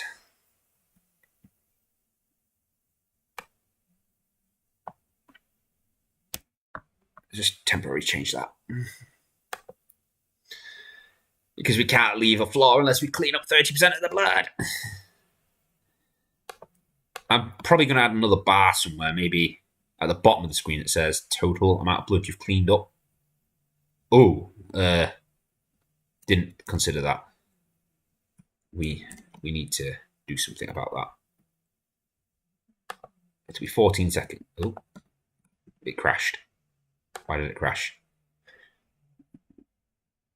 Mal variable script party number line 2 equals ID mod 10. So lengthen out a little bit. Malformed variable.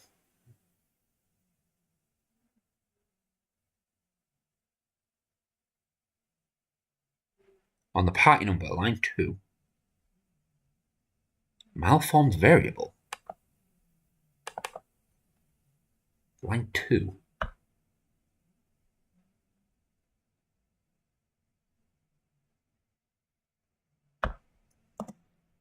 Don't see what's wrong with that, to be honest. Just take the party's ID that's been put into you and mod 10 it. So why did that not work?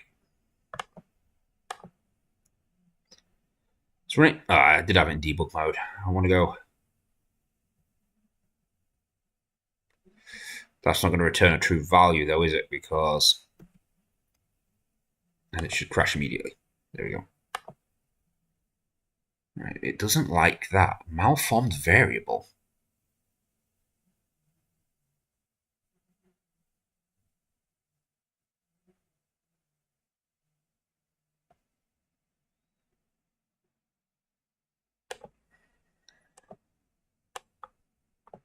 Right, let's move out of the way so I can look at my numbers. Right, so it was a fairy that's caused that because a fairy has spawned.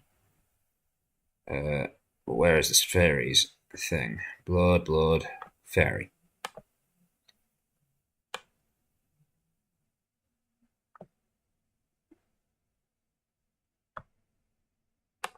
How can we still get in these two things? So it should have passed.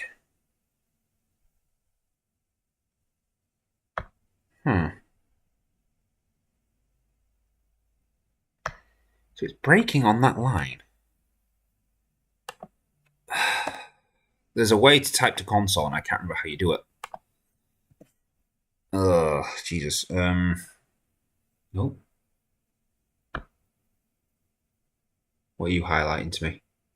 Somebody's message. Oh, yeah, I can see that. I can see that here, but okay. Thank you for highlighting that to me, game.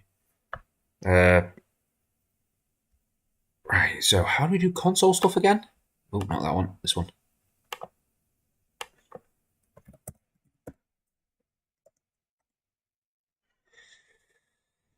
God's sake.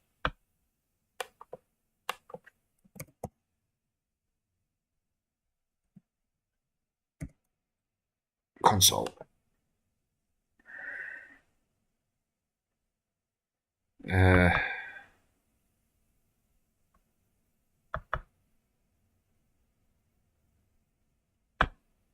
Is it a debug event?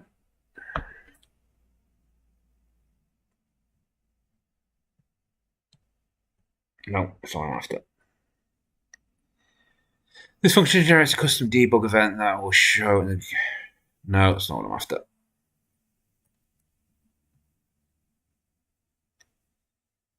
The above code triggers a debug event with a message resource counter is. Oh, maybe it is then.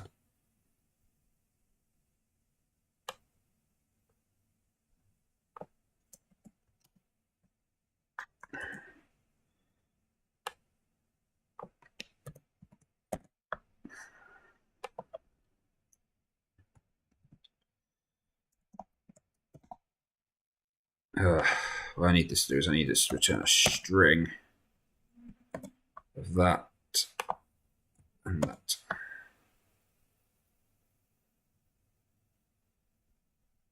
String. Wait, is it not? Is it? Oh, it's not curly brackets. It's regular brackets. I'm hoping that when that runs now, it should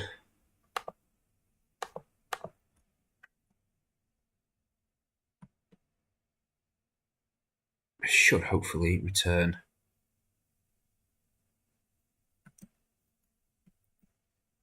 Next, crashes. Oh, it didn't crash. I guess the fairy didn't spawn this time. Oh. He got caught on the table.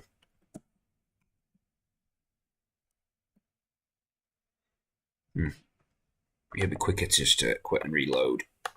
Randomize seed. Yeah, I should just learn some seeds which have the items I want, wherever I want them, so it's quicker to get to them. Next. See, it's not spawning fairy this time. Pause. Is it just not spawning fairies anymore? It's one of the last things it spawns. Huh, no fairy again. What?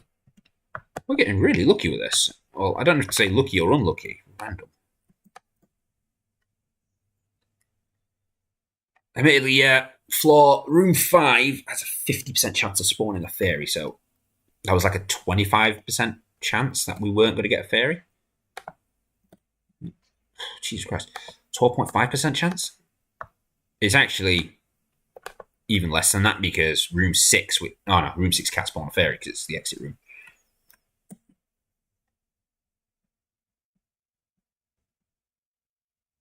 Unless it's not adding up the rooms properly again. Yeah, there we go, it's crashed. Right. How form variable? Line 2. Do add. How form variable? Huh. That's not how you do the console thing, then.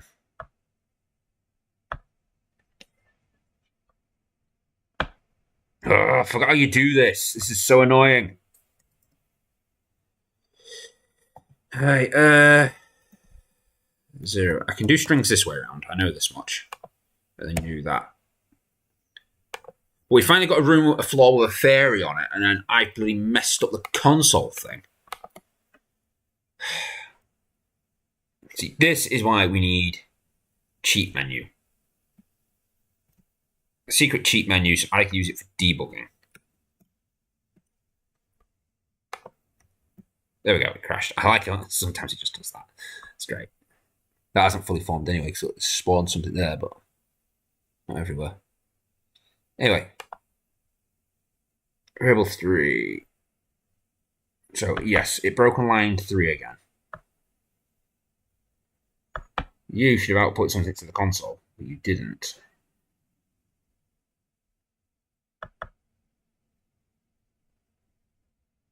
Why didn't you output that line to the console?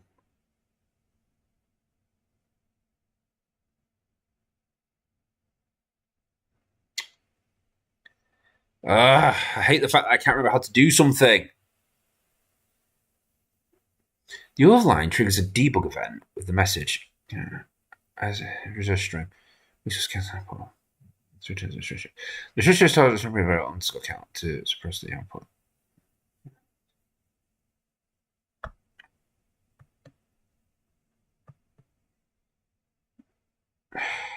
I'm sure it's just console something.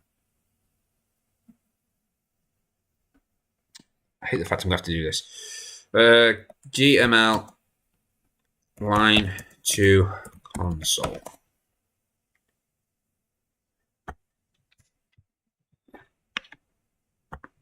Oh. Show debug. Oh, God's sake. It's really. Show debug message. Google. Greatest thing. Show _ debug message. Or is it log?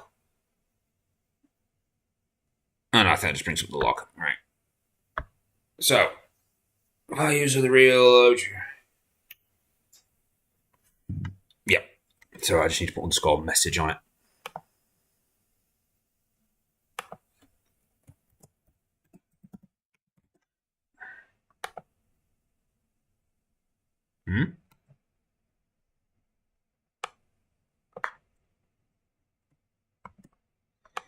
Format or value. The value to be turned into a string. Oh, give me an example, please.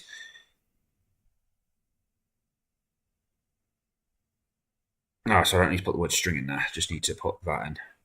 Okay. Right, so get rid of that for one.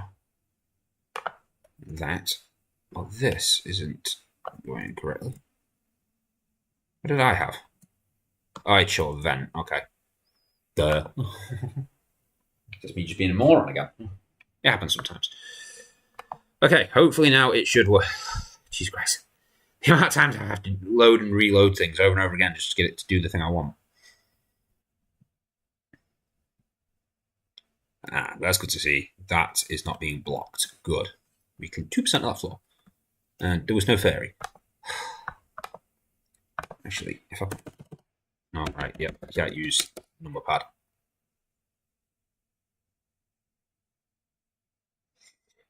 Yeah, we need to fix that, though. I mean, it kind of looks cool, but yeah, it shouldn't be doing that. Okay, it broke. Okay. Action, variable line 3. Once again, it's still not putting a message here. Oh, it is. Reference instance this. Oh! Ah, I see. Because that, right. Yep, I see. I understand now. I understand. Because that is actually referencing an instance. It's not referencing an actual number. Gotcha.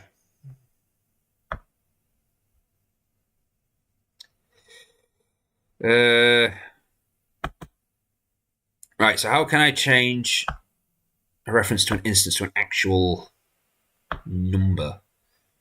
Because that's also going to break on... Well, it won't break so much for the pipe members. It's just going to break for you. Right, so... how can I change an instance... ID? If I do that, then that should be... An instance of that becomes a number, I think. It's an actual number. How's it going into here? We're on the bloody step event. Oh no, because it is coming up with its ID.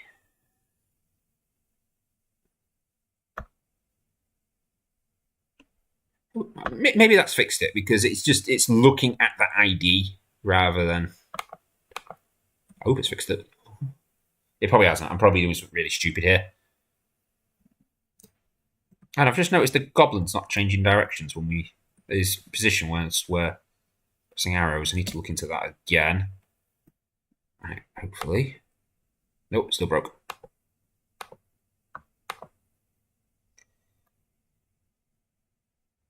Yeah, malformed variation. Right. So you can go away. ID. ABCDE. ID. Let's go away. We can turn this into a number. The variable determiner is not the same as the... This is given the room. This is ID. Which contains all the IDs of all.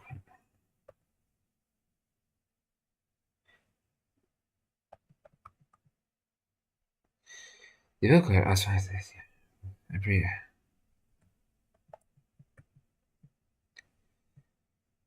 Right, I actually just wanted the ID as a number.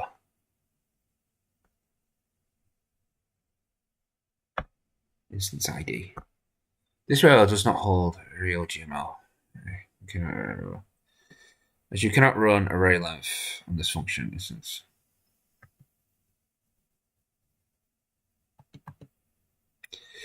This read-only variable acts as an array that holds the IDs of all.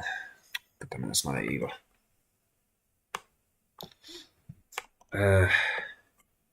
Essentially, I need something like a spawn number. That's what I was hoping for. I was hoping that this would just return this number here. But it clearly doesn't, so fetching instance. I don't think it's going to return any of these values because they're all broken now.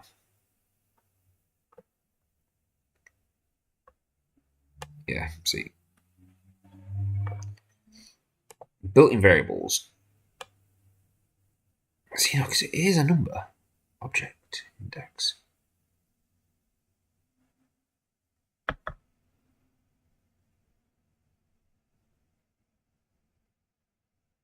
So it says, all I want, I just want that number. That's all I want off it.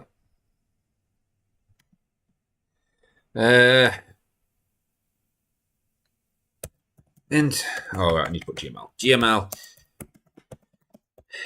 ID as a number.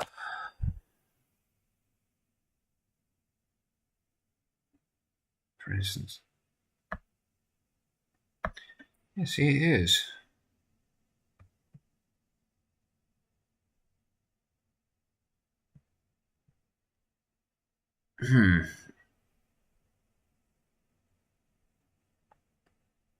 This read-only variable holds the unique identifying number for an instance.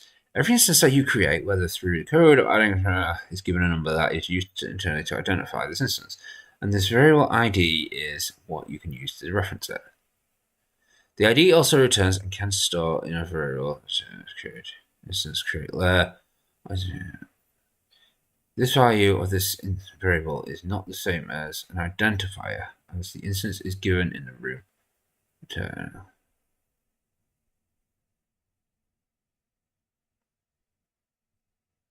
Change all the IDs.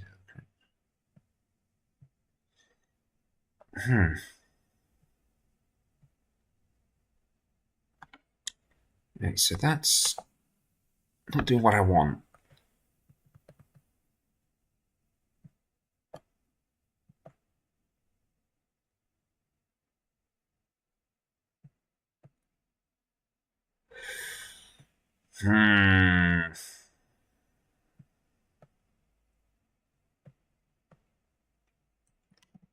So I really wanted that number to work. I really, really wanted that to pop out properly. Why is it not going to do that? How can I make this just turn into a pure number?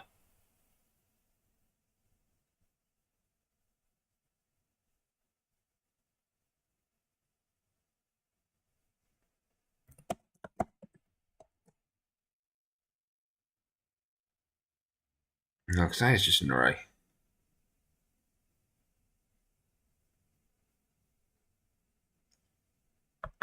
Let's see if there's anything else that comes up for just ID. ID plays a rollback event ID, view surface ID.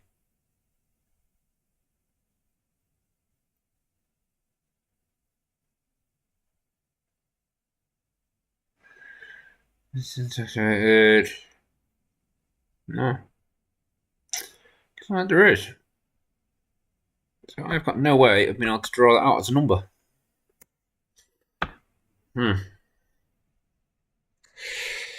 Okay. Okay, I can make this work. What I'm going to do now is to make this force it to do what I want. CS setup. I want you to create a new global, and I want to call this vary number. you're going to equal 0. Now, what I want is I want, whenever a fairy spawns, and only the fairy, when you are created,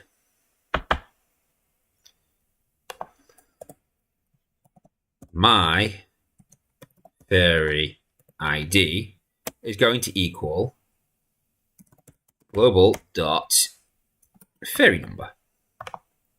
After which I want you to global dot fairy number plus plus. Alright. Now, when you submit to this, I don't want you to put that there. I want you to put my fairy ID. Right, so that should now fix that. Now, party members, are you actually using the ID for part of the calculation? I don't think you are. You are. But you also need it for that. So I'm going to put in this. Oh, for God's sake. Right, you're not doing that. You're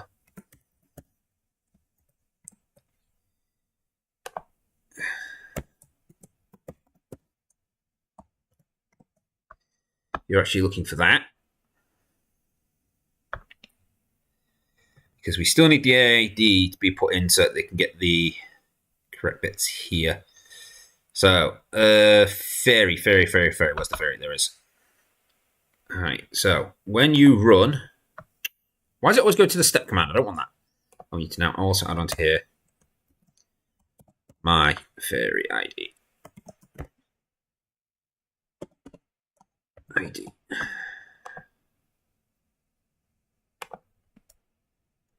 Wait, did I do it as big letter, small letter? It's big and small. All right, cool. Oh, there's a line there. Doesn't need to be that. That's why it's not finding it. Yeah, that should now fix that. Now that it's now got a number that it knows, which makes it unique, which is going to continually add up every time a new fairy spawns. So now it shouldn't break anymore. I think that's all the problem was, is the instance it was looking for isn't technically a fairy. It was just the unique reference number for it. So, you can't calculate something off a reference. I don't know if that spawned a fairy or not. Instances. Let's go down. Let's have a look. Don't see a fairy at the bottom. I just see walls. Yeah, so I don't even see the player in there.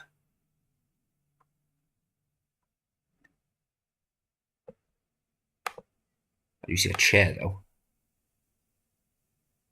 Well, it's spawned an archer, so there must be. Right, these are all in weird numbers, weird places now. Well, it'll be because every time the dungeon resets, it has to destroy and rebuild everything. Obviously, it has to do that because we don't want doors blocking potential paths. So now, hopefully, we should see an archer somewhere. One of these rooms. Might be on his own, but he should exist. How bloody long is this dungeon?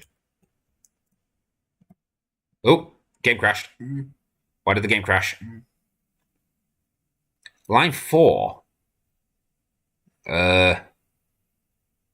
Unable to find instance of object I index 1933.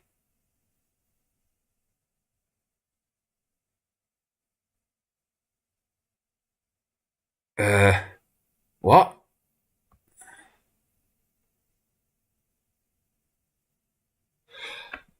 Oh, I think I know what's happened.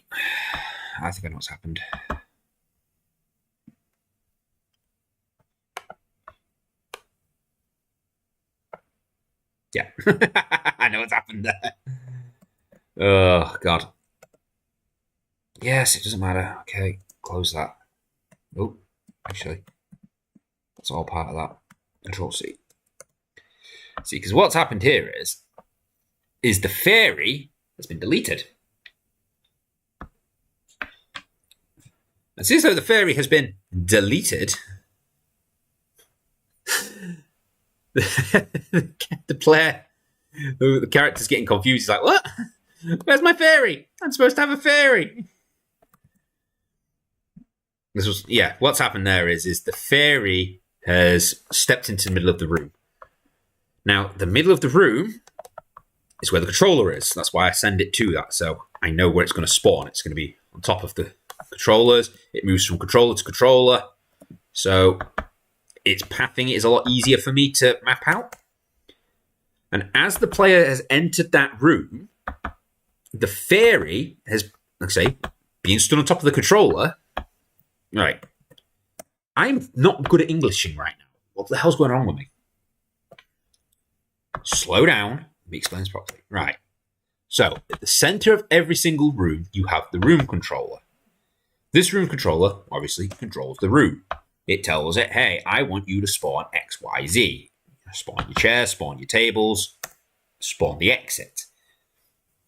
Now, the fairy has in her code that if she ever touches the exit, she's to delete herself.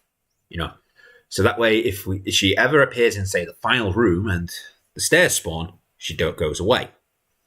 You could also count this as if, hey, here's the stairs, and she floats onto them, she leaves the dungeon. She's had enough. So that's all it is. It's in her command. If I'm on the stairs, delete yourself. So what she's done is she's spawned in the second to last room because she can't spawn in the last room. She has to be in the second to last room or sooner. And, well, she can't be in the first or the last room. So she's spawned in a room. She's flown into the last room. Now, she's sat there quite happily. It's all fine. It's all happy days. Fine and dandy. But, here's the big but. When the player enters the threshold that spawns the room, that's when everything in the room spawns. So she's flying around. She's doing her thing whilst there's nothing in the room. The player enters the room. Now it spawns the tables, the chairs, the blood, everything. That is the moment it spawns everything. It's when you enter that room. So she's flown into the room. She's sat there quite happily. I walked in there. The stairs spawned on top of her, which deleted her. And because of how I had the coding set up, so, hey, if the game is not paused and start doing all this, the archer was instantly like, oh, my fairy's gone. What job is she wanting me to do right now? I don't know, because she's gone. And it's at the end of the... So it's trying to get to that. It's getting confused because the fairy's gone, so it breaks the game. And it's at the end of the code I said, yeah, if the fairy's gone, delete yourself, mate. Now that I've put that to the top, if she deletes herself, then they should just turn around and say, hey, my fairy doesn't exist anymore. Delete myself, and then it can't run the rest of the code. So that should have fixed that problem. But now it looks like the fairy is spawning based off what I've told her to now. Well, she has to be, because she spawned an archer. The archer broke the game. The archer can't spawn unless those two commands run properly. But I do want to see at least one NPC. Oh, there's something else we need to work on as well, because I've just remembered that all the magic and the magic and the arrows, they have a thing where if they touch solid objects, they keep going through them. And I want it so if it touches a bookcase or a wall, it's to delete itself.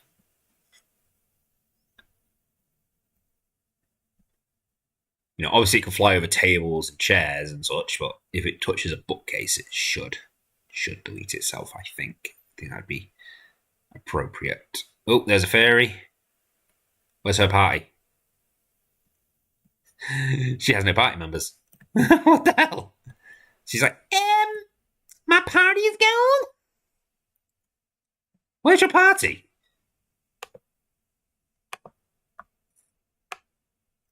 I guess me and the fairy are just going to have a nice little conversation now then. Yeah, see the fairy spawned. The players spawned. The hell?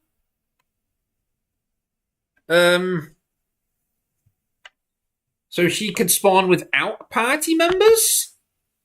What?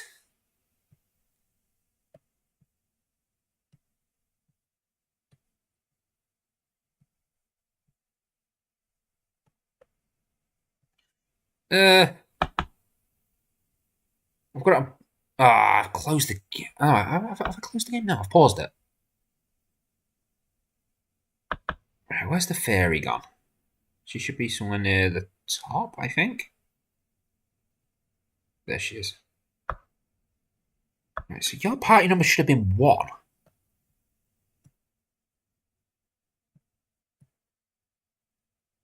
My fairy ID equals 0. Yeah, because the first one's always going to have a 0.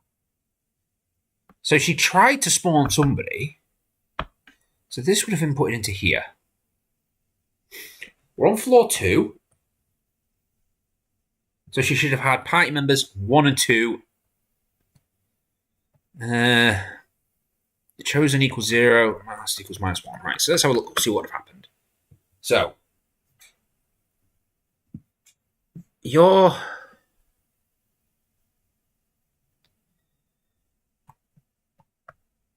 Right, so you should have ran this.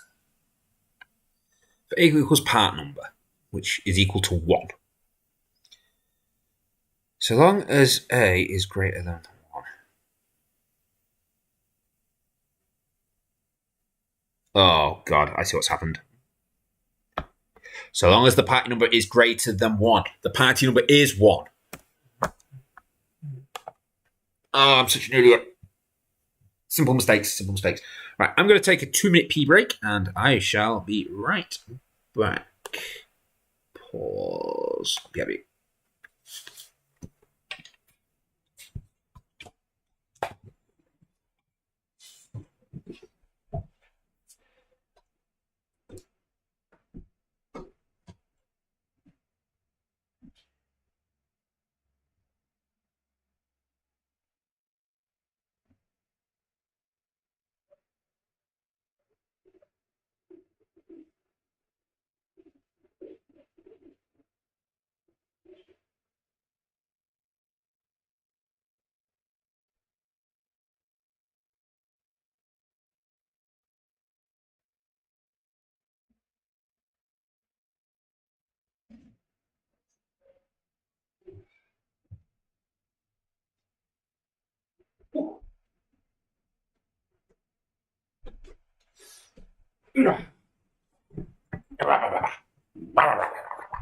I forgot to turn the mic off.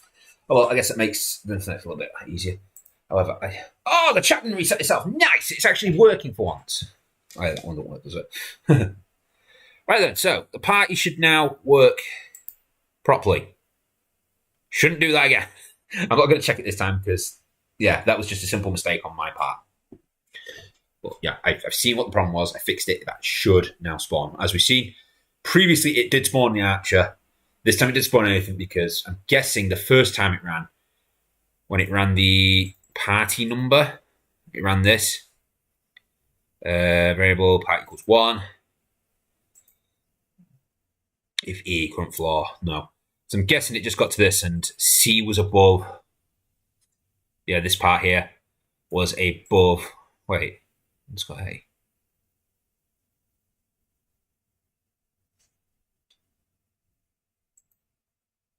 Oh, yeah, it's just inputting that number. Yeah. Yeah, I'm guessing this number, when it, well, is 0. So 0.0 would have been, in the seed would have been above, what, 20? Yeah.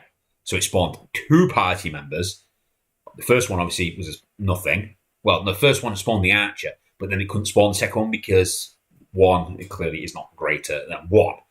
Now it is, so it should spawn 2 from this point forward. I've now got a bloody... Oh, it's you! Right, it's my training course. That's what keeps highlighting there. Why is that not going away? Bottom bar should go away. It's not. Yeah, it was highlighting my training course. I have to do a safeguarding children. What the?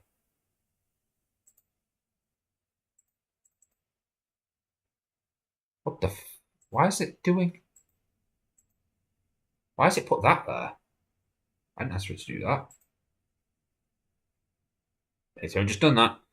Yeah, I don't want it to show my safeguarding children's course because I've got some important stuff coming up this week. Right then, so that now works. So that's 2 ticks in our boxes. Let's go have a look at what else he's doing. So we've got herder spawn in. Actually, no, we've got the number. Then we've got that. We've got party size and party members. So in nearly 3 hours, we've managed to get 2 of these things down, and we've got the player to move smoothly. Brilliant. Oh god, we're never going to get all these done. These are going to have to be like pluses. Wait, is it supposed to be 1.5 that we're working on? Oh, it is. 1.4 was the furniture. Cool. So I'm actually going to, whilst I remember, this is on my mind. Main menu, I believe it is the button controller. Does this? It is. Oh, we never updated it in the 1.4 version. Huh. We're on 1.5. Oh, so that means anybody that's downloading 1.4 will be like, oh, this is 1.3.4, but I downloaded 1.4. Yeah, you did. You downloaded 1.4. That one person who did. You downloaded 1.4. I just forgot to update the edition number here. Oh, God. So that's fixed. So 1.5.0. So what are we going to be working on next? I suppose since we've got these 2, I guess the number of fairies? Yeah, it should technically spawn a number of fairies. Well, up to a maximum number of fairies per floor. Oh, God.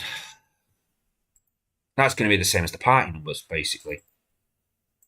But it needs to be a little bit more complicated than that. I'm going to say duplicate this, and we're going to rename this as fairy number. And in here, we're going to rename this as fairy number as well. Fairy number. Doesn't need an ID put into it.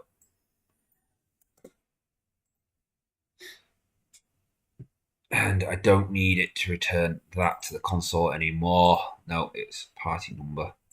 Because this is clearly working now. At least I hope it was working. Yeah, it returned ID 0. Right, so fairy number. Oh, so that means that this is always going to be... Yes, so that's just going to go 0, 1, 2, 3, 4. Huh. Do that being a little bit more randomized, to be honest. Rather than just slowly getting bigger. That's fine. It works. Alright, so I don't need you to return this. I don't need you to have an input number.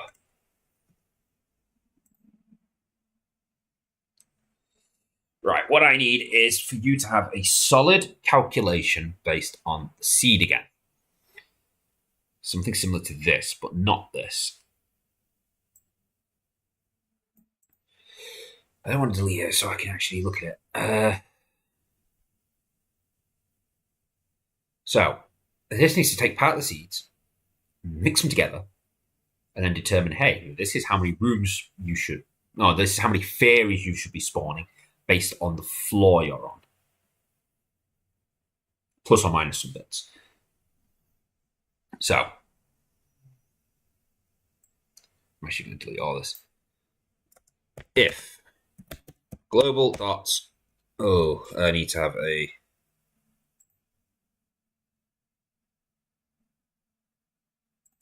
CS help. We're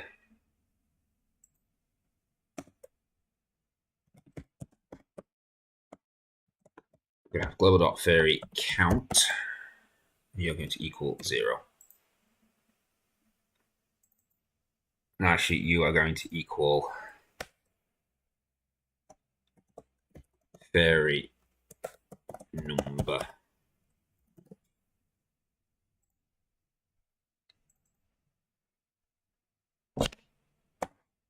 And you are going to have to return fairy underscore fairy number.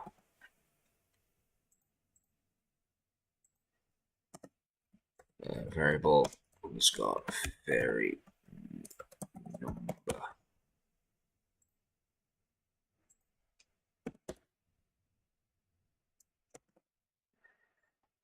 equals 0. If global dot current floor is greater or equal to 2, vary number is equal to 1.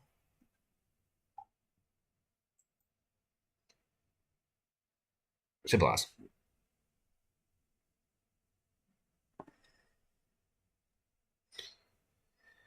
Right.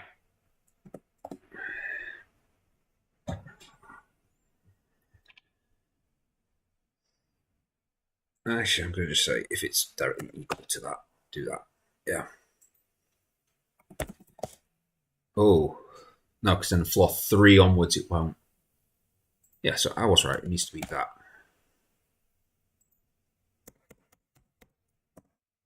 If global dot current floor, that's not current again, becomes greater or equal to 4, underscore vary number plus plus. However, I do wish for there to be opportunity. Global dot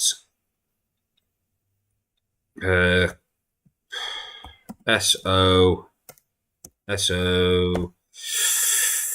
3. Huh? Wait.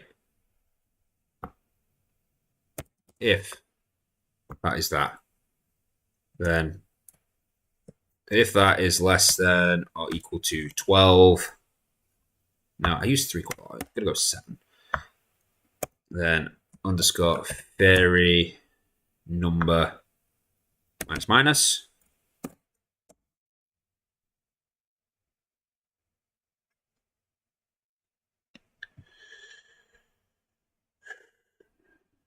Right.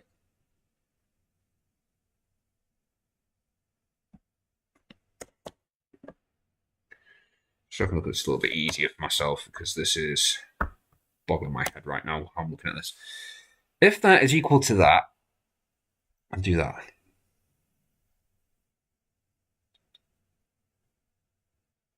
Yeah. Wait.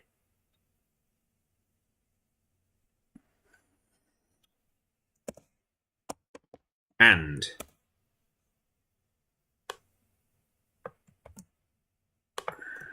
that is directly equal to 4. Do that.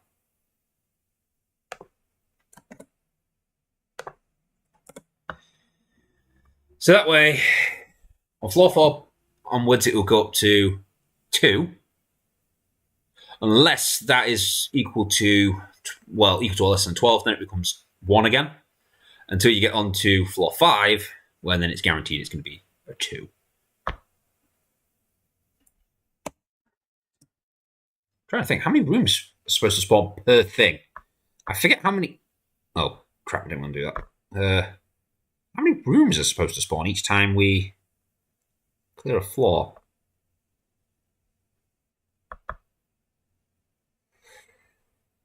Is it in the setup?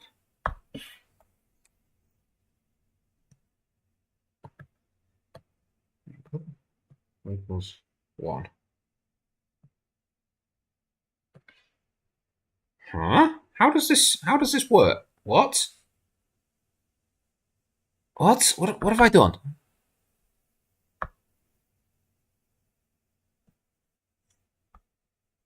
Go to Dungeon Reload, do that.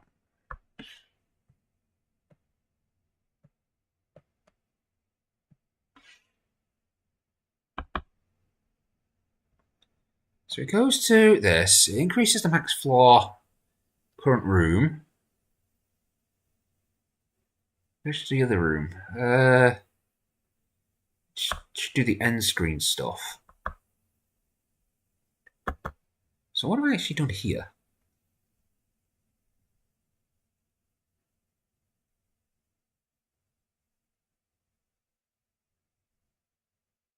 shows that. I click the next button, which I believe is a main menu button.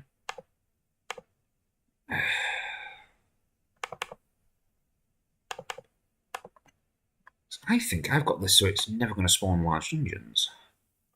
Next. It goes back to the dungeon. Oh no, it's fine, it's fine.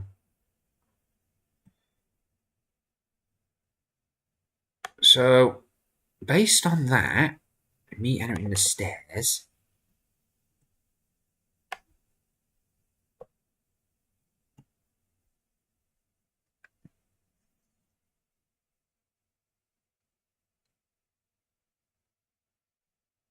Yes, the second dungeon should be 6 rooms.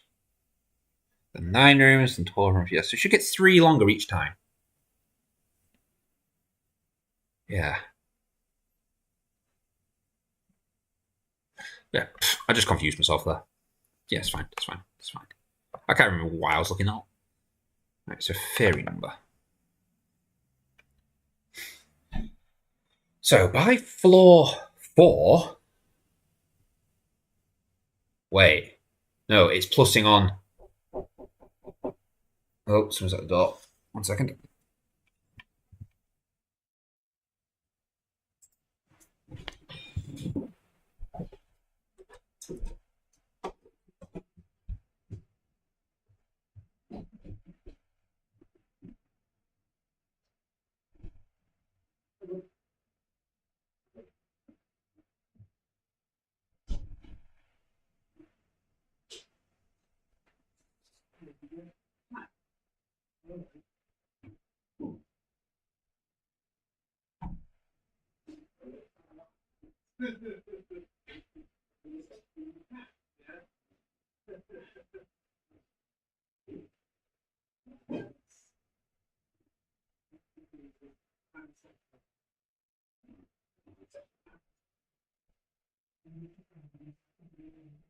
I have multiple pans, so.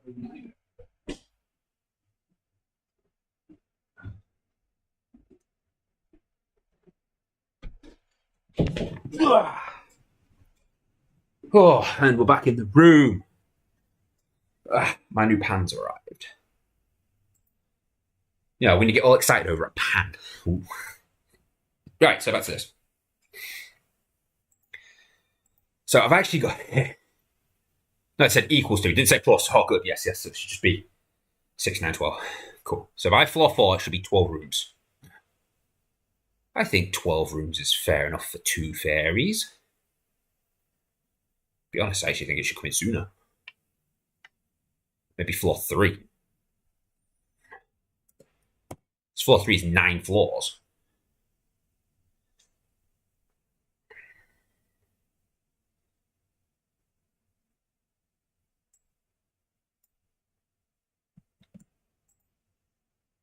So that means floor 4 is guaranteed to have at least 2. So floor 3 could have 2. Floor 4 is guaranteed 2.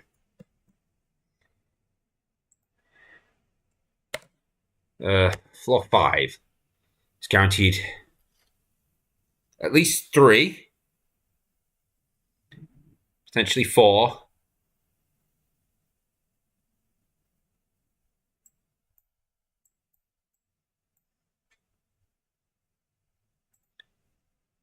I think I'm just going to stick it with it potentially having 4.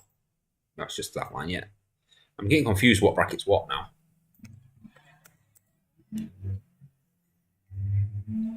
So that's potentially 4 fairies flying around in 15 rooms. We're averaging more than 1 per 4 rooms now. Right.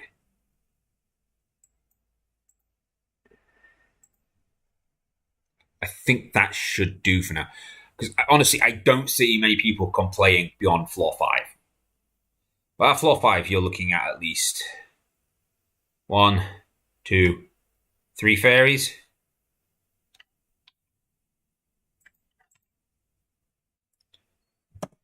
If I'm going to put a failsafe in, current floor is greater or equal to 7. So if you do play to floor 7, oh wait, that's guaranteed, isn't it? 1, 2. It's never going to go down. 3. So guaranteed 3 fairies. So if you get to route floor 7, what I need to do is fairy number to equal global dot current floor.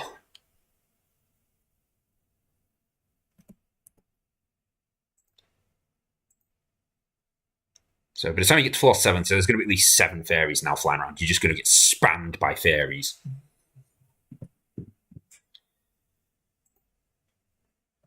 If global dot current floor is greater than or equal to 10, I spelled fairy number wrong. This is what you get. You're going to suffer now. You're going to keep playing this long. Times 2.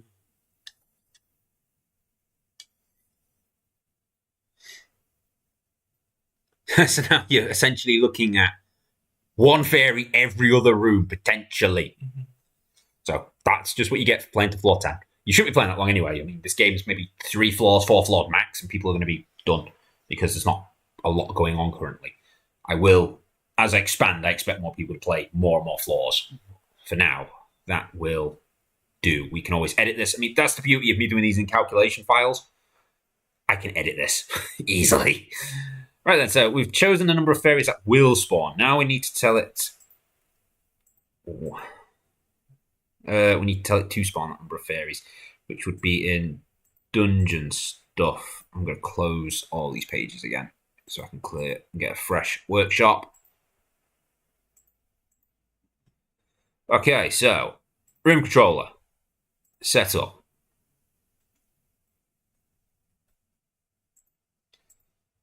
Can't spawn that. Right, so we need to go down to the fairy spawn part.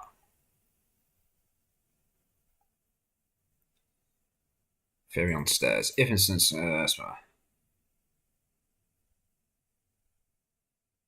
if this fairy is on the stairs, destroy the fairy. Spawn exit.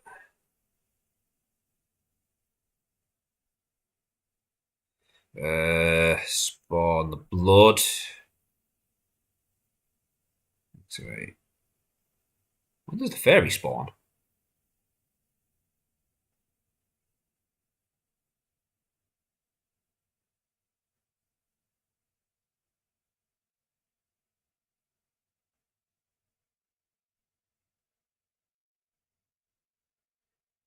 What? Where do I have it set in here for fairies to spawn? I don't even see a spawn fairy command. It's doing that. Activate the next room. Oh, it's here. When each room gets activated, it has a chance to spawn the fairy. Where? Yeah, increase the party room size.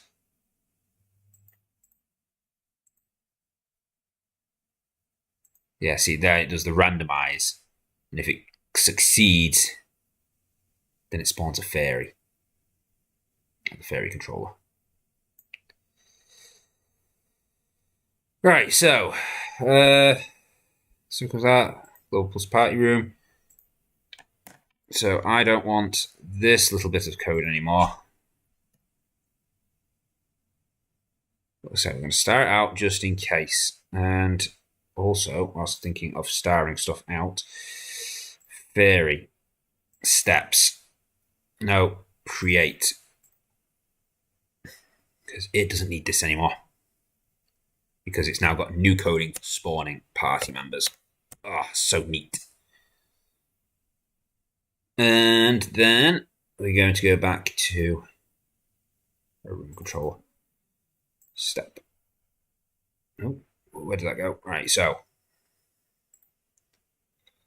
what I need is for it to work out how many fairies to spawn. Well, it knows how many fairies to spawn.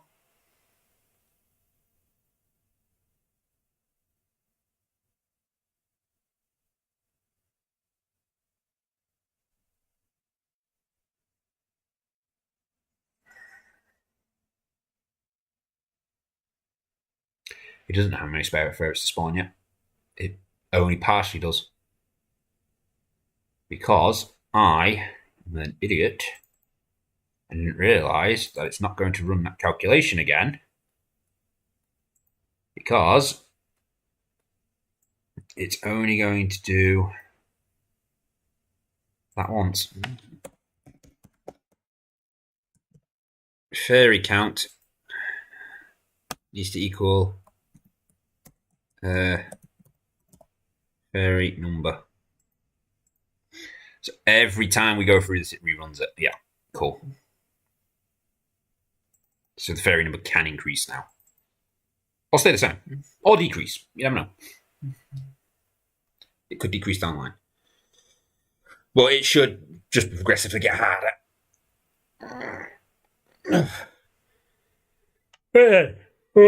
Excuse me. Right.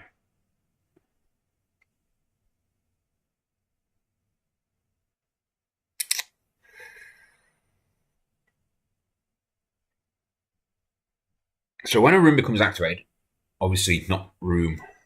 Oh no, it does do room 1. Place room controller. Oh, before it couldn't do it because party room needs to be above 5 and it had to increase every turn. So grab a drink. Right, so.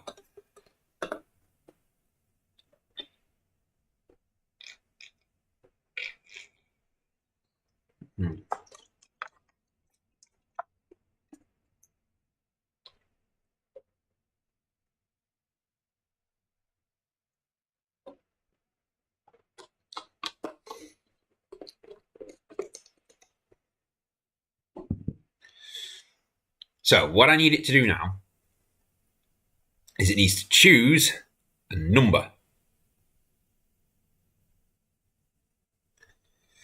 So it needs to choose a number of where to spawn the fairies. It needs to run this multiple times. So I'm going to have to run another calculator. Well, I knew I was going to do another calculator anyway. Yeah, calculator for where the spirit fairy is going to spawn. And all this calculator needs to do is just say, hey, spawn in rooms X, Y, Z.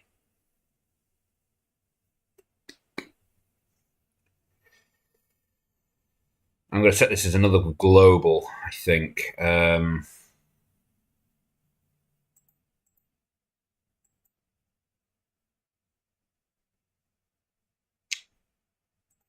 You run at the start of everything anyway. Right. So, fair. Actually, we can just keep this as party room. Fairy number. Wait, what's fairy number and fairy count? What's the difference between them two? What's selected? Oh, for God's sake. You can't remember what stuff is.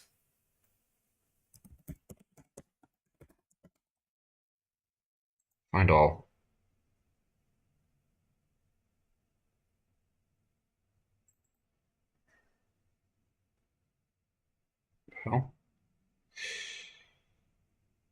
Oh, that's what you were choosing in the shop. Okay. Selected is the shop. Which we're going to... This is going to get really complicated soon. What's fairy number do then?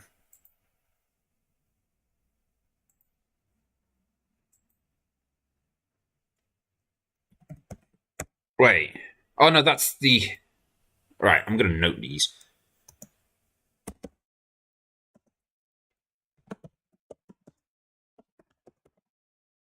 Fairy set ID.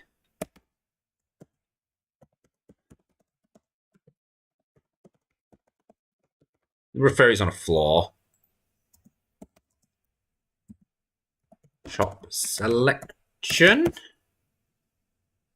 Yeah, because you click it and then it sets that to whatever number it is. Gotcha. And then this is going to change to that. Rooms the fairies will spawn in. Okay. All right. Okay. All right. So I'm going to put this as a character calculation again. Right, so I want to add a new script. Where's scripts? Am I blind? There it is. I'm blind again. Right, and this one is going to be called. Oh, you got to rename it here first. Actually, if we just name it in here, it should auto change. I think we're going to name this Fairy Room. Fairy Rooms. It did not.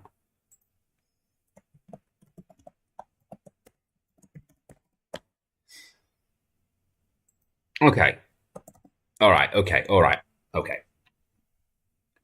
So what this needs to do is it needs to look for, and it needs to run this multiple times. No, wrong bracket. For. I'm going to say variable underscore a, because I don't like I. I want you to equal the global dot fairy count. So count the number of fairies. That's how many fairies are going for. Right. As long as a is greater than 0, if it equals 0, done. And then each time you do it, I want you to reduce a by 1.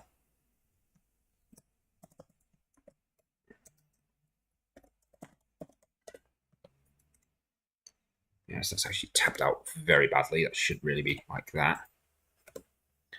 Right, so keep running this over and over again for the fairy count.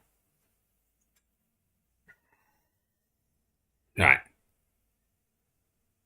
Oh, actually, before you do that, what you need to do is global dot fairy party room in it. It's party rooms. I need you to reset back to that. Just refresh yourself. Okay.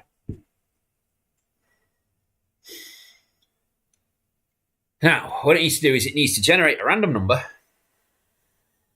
that it's going to remember, which I'm going to call variable counter, obviously. Always call it counter. All right, so it starts off with this counter.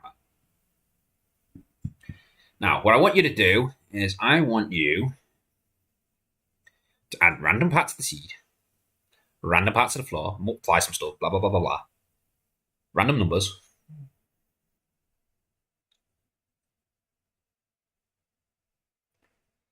Set the counter. So I'm going to do this bit now. Counter. Oh, need to put the underscore in. Score counter. I can't type again. Becomes equal to underscore counter mod.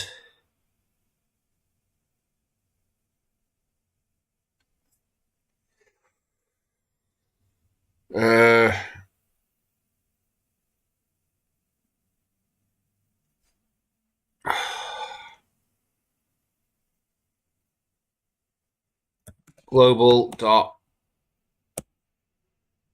max room. Yeah, the maximum number of rooms. So that should now return a number between 0 and the second to last room, because it can't be the last room, because it can't equal that. But it can't equal 0. Because if it equals 0, that's a no-no room. Oh, for God's sake. What's gone wrong?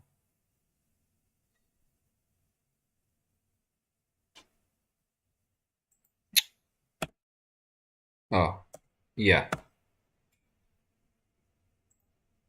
I forgot to put the equals in. There we go. So it went wrong. What? Setup event. Fairy number equals... What?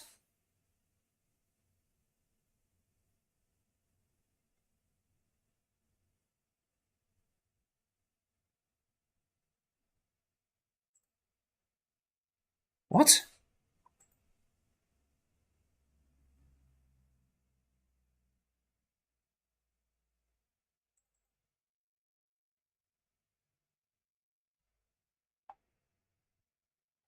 What have I done? What have I messed up?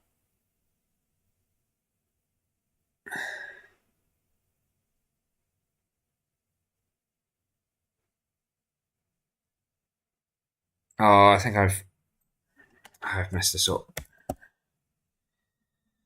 Serial number is that. Your party number.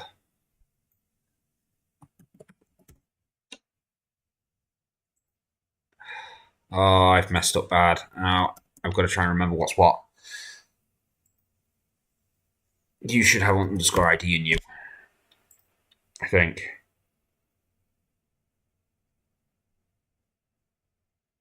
Or do you?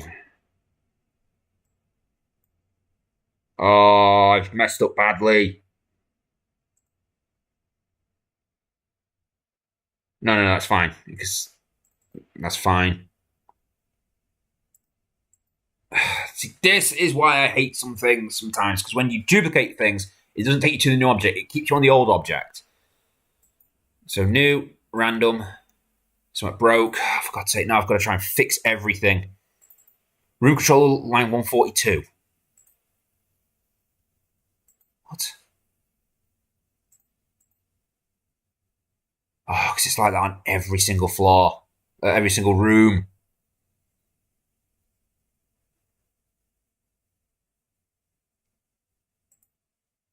So what was wrong with it? Because you can't do that on an array.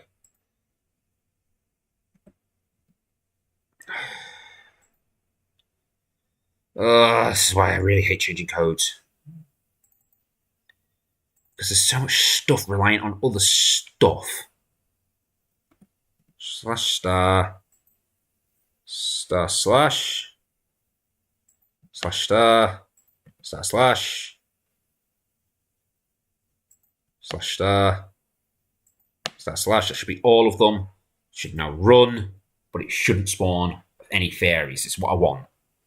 I can't remember what it was I wanted to look at now.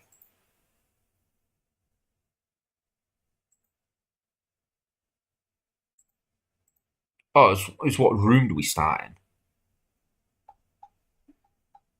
All you got to do is look for the one that starts spawning stuff. Activate.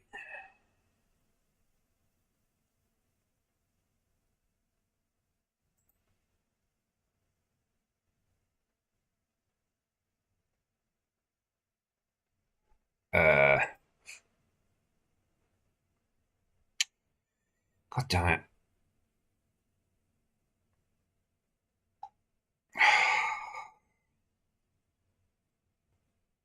Room 2. So the current room is 2. So current room will start on 1. Yeah.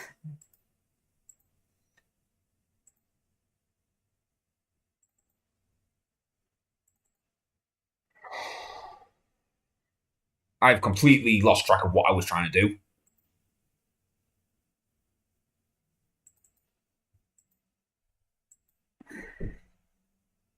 Yes, the first room is room 1, not room 0. So we can't have it spawn in room 1. But this could return 0 or 1.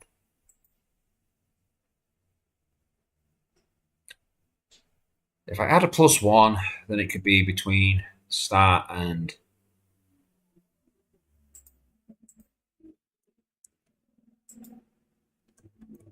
+1. Right, so that should have returned between 0 and the second to last room. Now it should return room 1 to the last room.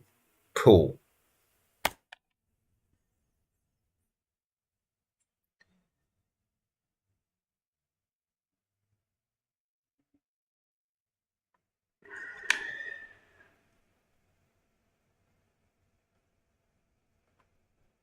If underscore counter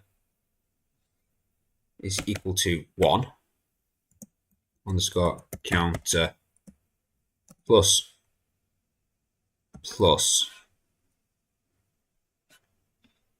Wait, is this going to have a problem with...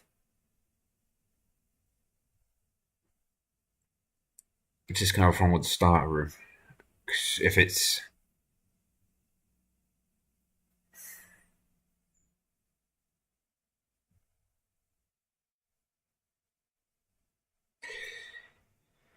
Oh, for God's sake, this is where it's starting to get annoying. Because now what I'm starting to see is, hey, yeah, if I had +1 if you're in the first room, so you go to the second room, and if I put you on minus if you're in the last room, then it could potentially say, hey, spawn in the first room. Hey, look, it's the second room now, but that's the last room. Go back to the first room, and then it breaks. It shouldn't do.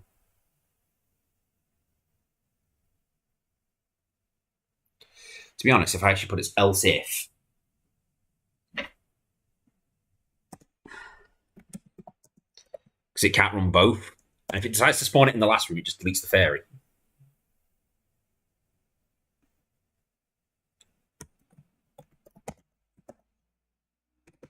Equal to global.last, but it shouldn't. No, max room. Underscore counter minus. It shouldn't do that anyway because it can't spawn it on anything but full floor 2 onwards, which means there's multiple rooms. So that should just stop it from spawning in the last 2. The only problem I'm going to get is if it decides it wants to spawn 2 fairies in the same room. That could cause problems. Why would there be 2? Well, I guess 2 parties could be in the same room.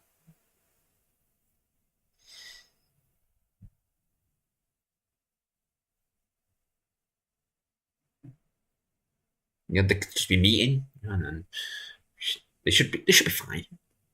Should be fine.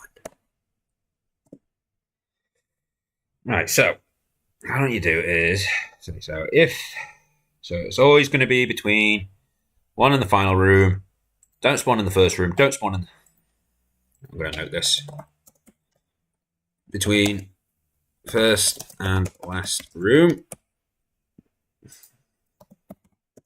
Not the first. I put 2 S's there, but I'll still understand it. Not the last room.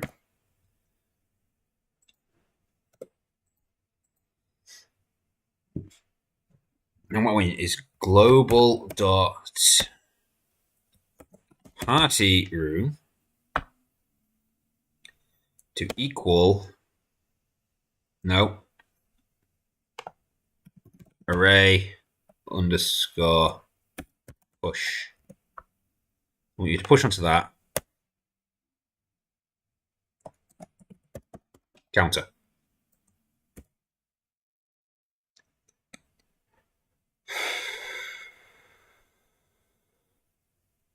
Now, the only thing I'm worried about this is if it does this freaking calculation and it decides to keep spawning in the same room. Especially when you get to these letter floors, like say you get to floor 10 or whatever it was, but it's like, yeah, take the floor. That's how many floors it's going to be. So 30 rooms, double it, so 20. So there's 20 party members. You walk into the second room and there's 20 things. You is fucked. You shouldn't do that, I hope. I will try.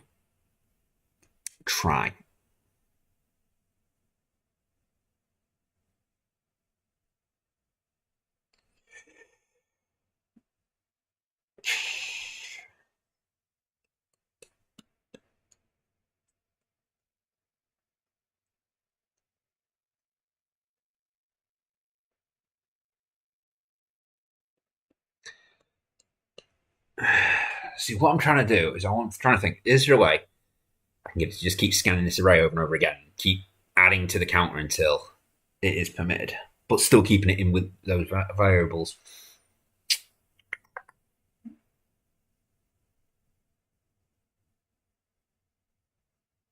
So I won't even make the calculation for this yet. Yeah. 4. No. While var underscore b is not equal to -1. Var underscore b needs to equal -1. No, I said -1. So while that's not equal to that, I want you to run this command.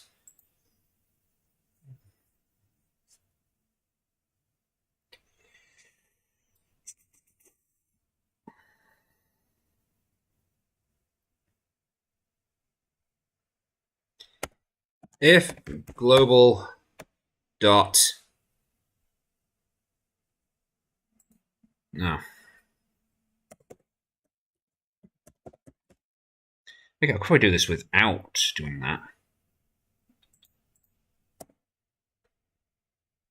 Yeah, I don't even need that. Sod that. Yeah, no, I do need that. I do need that. Because that's working out what room it's in. Or do I? Yeah, because it's going to be adjusted again there. So yeah, I'm gonna keep it like that. If global dot party room uh, array contains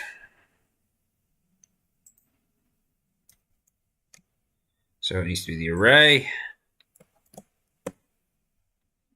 contains underscore b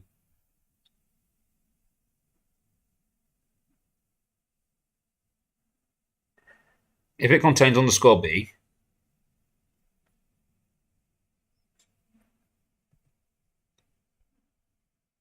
if an array contains underscore b, then I want you to add 1 onto the b. So look through the list, see if the count of the room it's trying to spawn in is in the list already. If it is, add 1 onto it. So because it adds 3 fairies per floor, it adds 3 rooms per floor, and there can only be a maximum fairy number should be set here, but floor 7, which is always going to be the current floor times 2, and it's 3 rooms per floor. It's going to be 2 fairies per 3 rooms, so there should be enough space. Fairy rooms. You should be able to just keep adding on to B.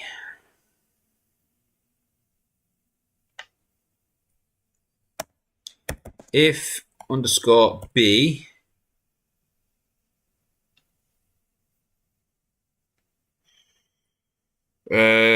gets greater than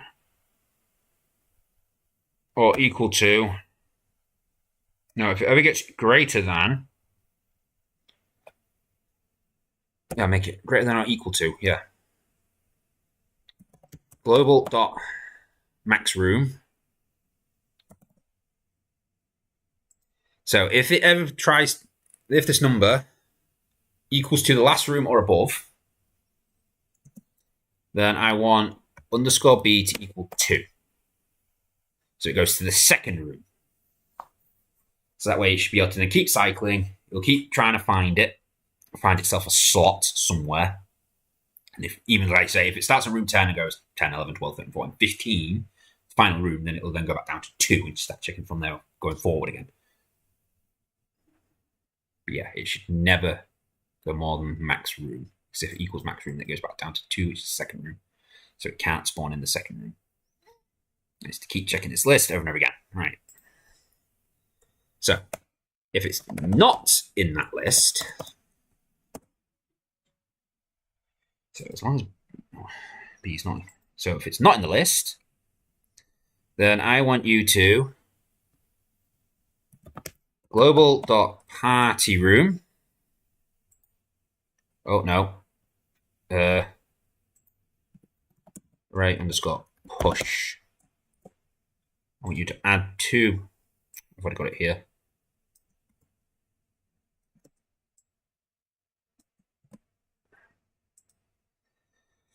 All right, so if it's not there, then I want you to do that, and then I want you to wait. No, I need you to add underscore B because that's the current calculated room to push into.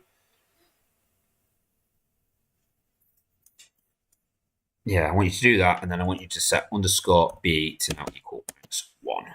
Oh no, not question it. Just make it equal minus B. So that way it will keep trying to find itself a room. When it finds itself a spot, it puts it in the array, and then resets B ready for it to run this command again. Cool.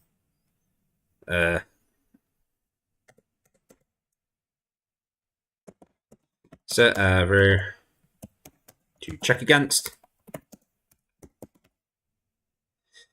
Wait, no, set a potential room.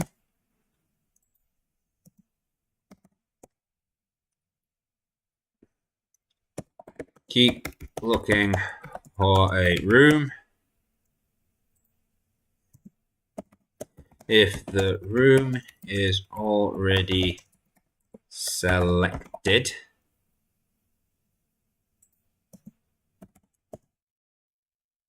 go to the next room.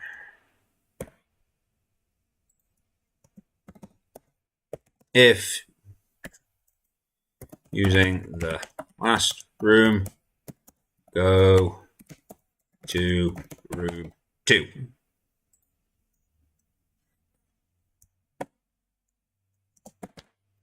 If room does not have fairy, add room to spawn list.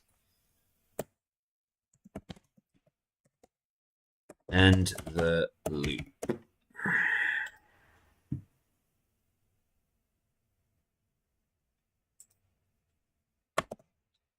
Cool. So we can now stop it going outside the maximum minimum. Yeah, we'll stop it going outside the maximum minimum. Make sure it's between maximum and minimum. It can't be the maximum minimum. We set the room, looping through it until we find a room. Now we just need to tell it where to spawn. We just need to go to some kind of random calculation for this counter for it to be like, hey, I want you to go to this room. Okay, what I'm thinking for this is counter. I just realized. Oh no, because the rooms will change. Oh. Now, as long as these numbers are really big. This is just what occurred to me. If I say start it off on 1, yeah, the calculation works out to be 1 throughout the entire thing. And then we do the mod stuff, it's still going to be 1. Which means the very first room that you're going to come to is going to have a fairy every single fucking time. I can make this work. I can still make this work. That's your fault for having a bad seed. Global.so2 multiply by global.so9 multiply by global.so0. Now, the only problem I'm going to have with this is if one of those equals a 0, this number's going to be 0.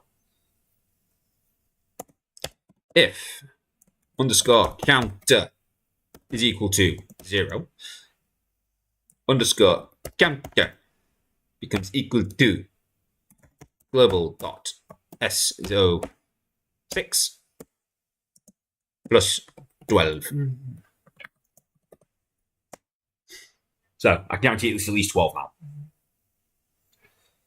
Okay. Now, whichever one pops out first. So, underscore counter plus equals global dot SO4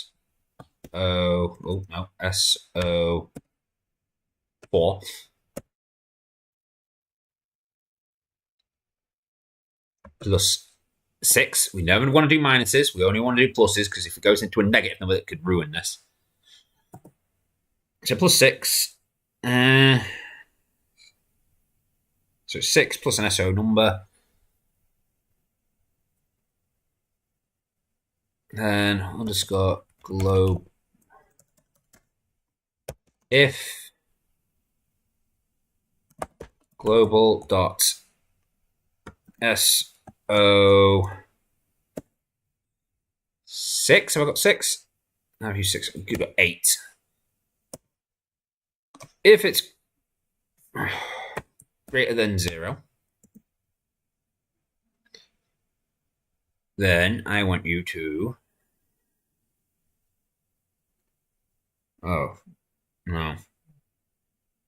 No, no. No, no, no. Because if I mod it, I was thinking mod. Because that way, if I mod it, then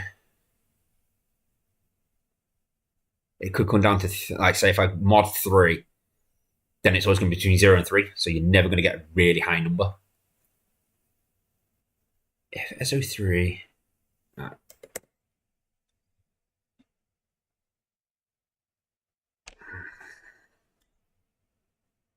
So I don't want to use mod. I'm going to say if it's greater than 8,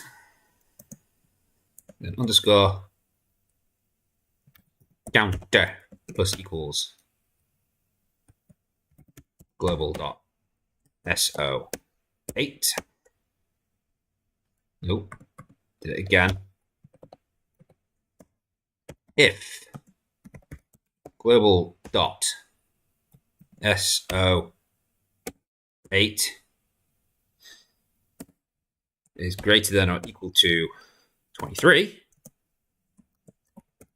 underscore counter plus equals global dot so value 3.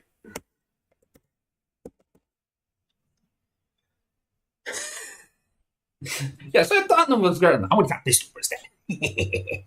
That should give me a little bit more variation. Right, so add some numbers, multiply some numbers, blah, blah, blah, blah, blah. Whatever number comes out, mod it, so it's between those two numbers, plus 1. So, actually, it's mod it between 0 and the last number, add 1, so it becomes 1 on the last number, make sure it's not the first, make sure it's not the last, and then do this. Yeah. And it can run that over and over again. Wait, will it? Yeah, because it keeps doing that whilst the fairy counts up. And then every time it runs, get fairy count right. And that should set the party rooms. Right. Cool. So when we get on the stairs, well, when the game starts and when we get on the stairs, it needs to run this fairy rooms calculator.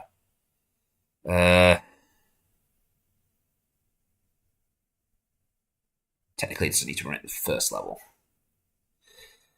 So this is where it's starting to boggle my brain. Set up. Do I have it set up in here? I do. So when the game starts running, it should calculate this. It doesn't need to, but... Right. Yeah, equals 0. Because the first time it runs, it doesn't need to calculate anything.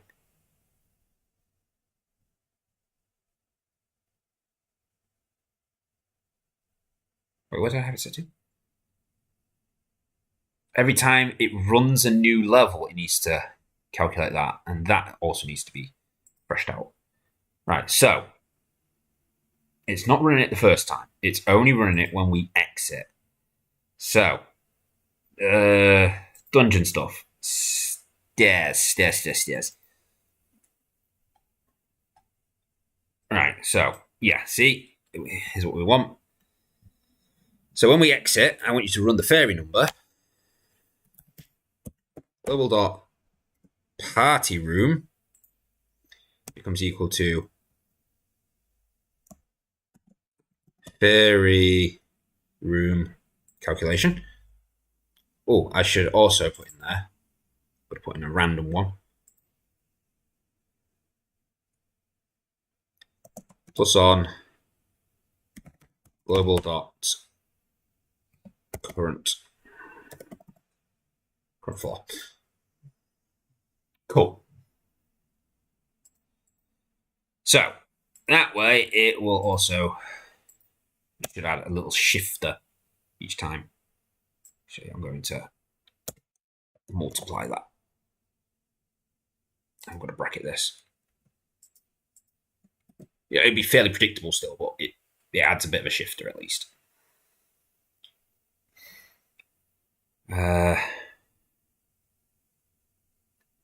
Yeah. Yeah. Right, so that should now be calculated. Don't need characters anymore. Right. So, dungeon controller. Create. Oh, not dungeon controller, create. Room controller. In your step event. I've got to run this multiple times, which is going to be annoying. Right, so.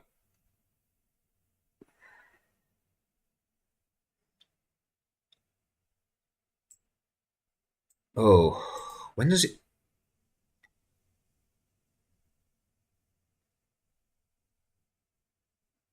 What?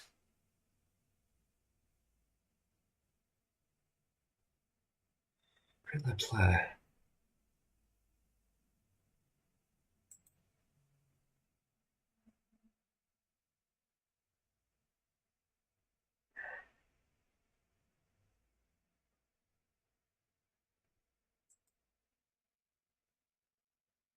No, actually, it's the next room. So this is just as the room's being activated, as it's generating the dungeon. Yeah, cool. This is the first one? It is. If. Wait. That's the current room.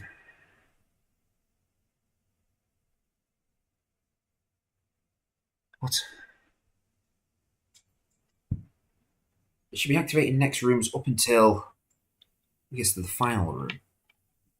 So where does it know when the final room is? Current room plus plus. This should go back to 1. Current room becomes 0.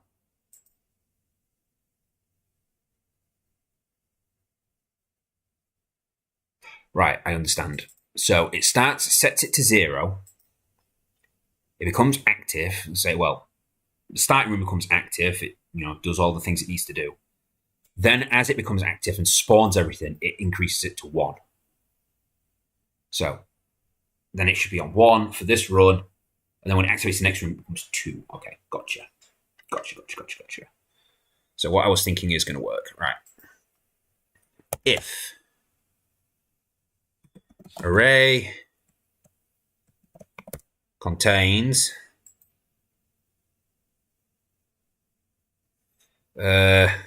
global.current room. Wait, no. Global.party room. So if global.party room obtains the current room, then I want you to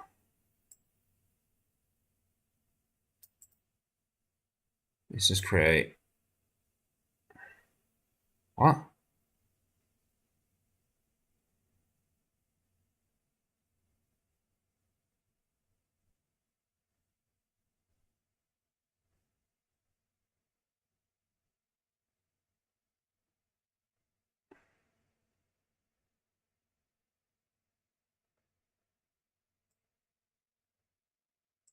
The hell have I told this to do?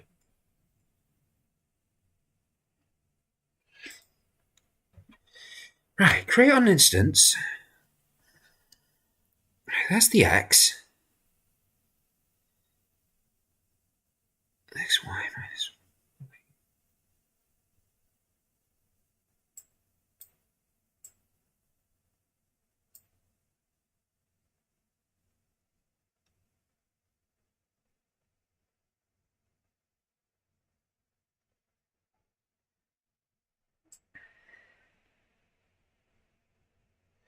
Right, essentially what I think this is saying is if chosen, instance layer. Yes, I don't need this here anymore. It doesn't need to. Right.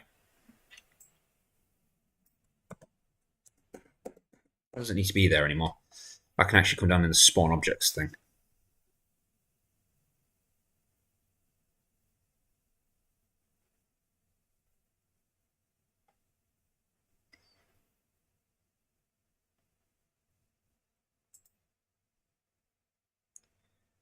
So it needs to be before the exit.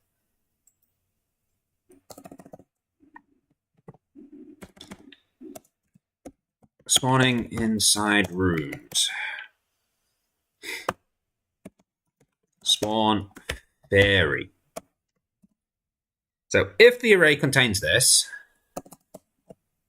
so it means that the current room is in the party room, then I just want you to spawn a fairy. It's a lot simpler than this.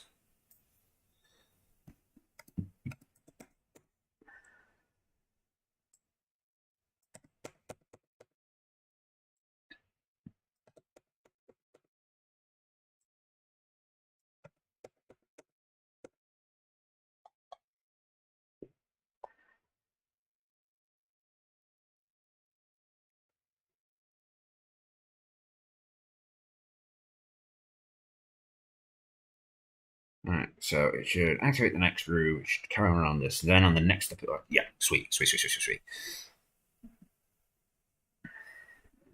So, spawn the fairy. If that equals that, I want you to instance spawn, oh wait, no, other way, instance create layer.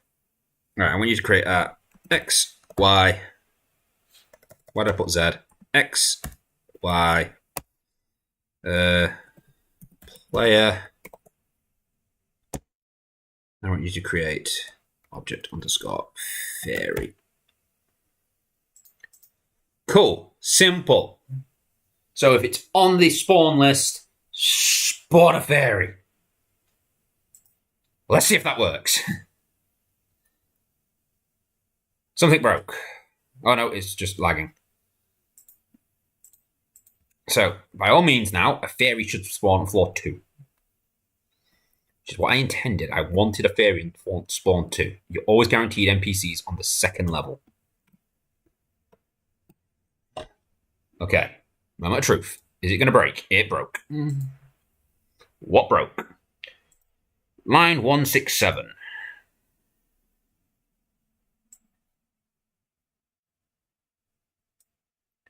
Argument 0 is not an array. Argument 0 is not an array. What? You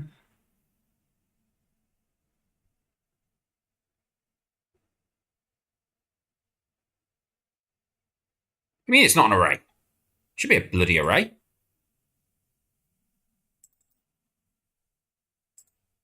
It is an array.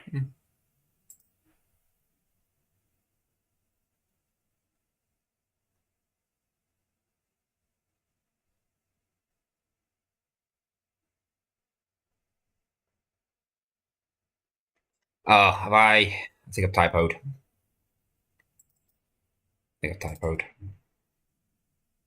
No?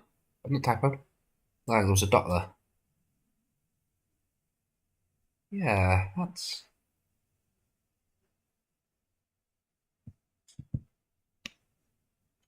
Right. I like how the error log here is saying argument 0 is not an array. But if we highlight over it, it says argument 0 is an array.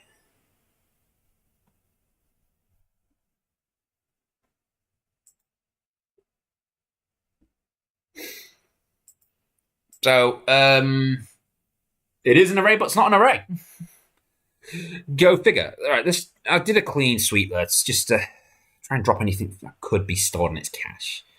Let's try that again. Because that shouldn't have happened.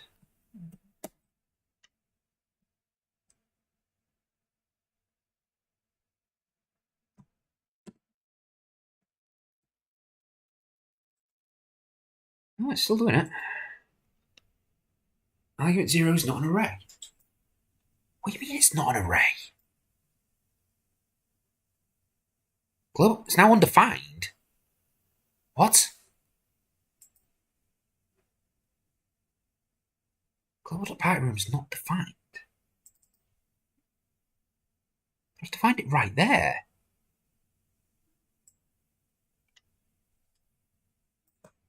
Alright, something weird's going on, so I'm going to copy and paste this in Oh. Fuck's sake. So now it's copied and pasted exactly how I've got it in my definitions.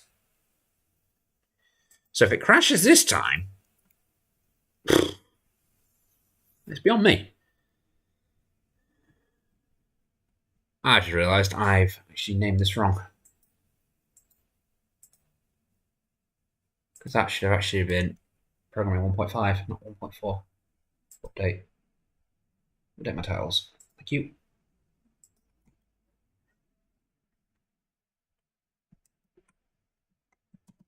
Look at that, you get a little bit of wheel room because these a bit shorter than the gap.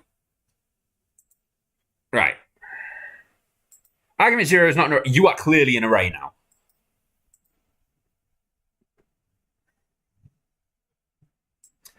Okay, simple as. If array length of global.party room greater than or equal to 1, then you have to run this code.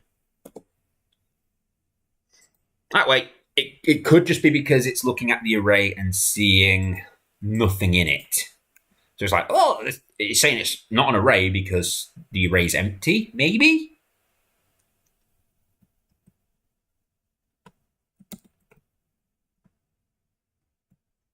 Moment of truth? Yeah, it seemed to have worked this time. So there should be a fairy somewhere on this floor who spawns with... Also, I need to look at my goblin again, don't I? Yep. This is where she's already done one. It's flown straight to the exit.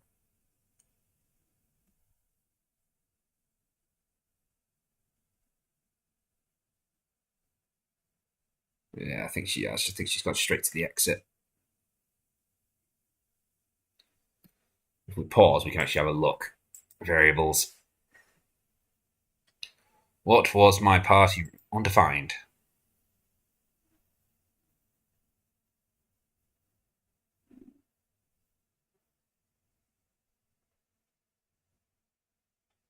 Pretty sure we defined it. Positive we defined that.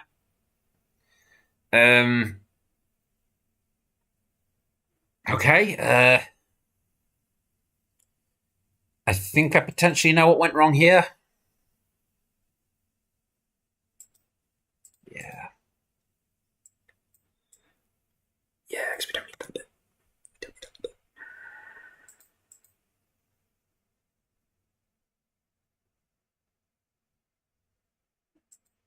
I mean, the fairy count, that should have still gone up.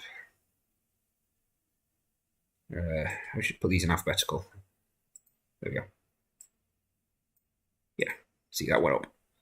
What I think the problem was is it was told, hey, set this value to this function, and the function doesn't return a value. It just sets the function. It just sets the value itself. So it's probably setting it in the function, and then, like, I don't know what's going on anymore.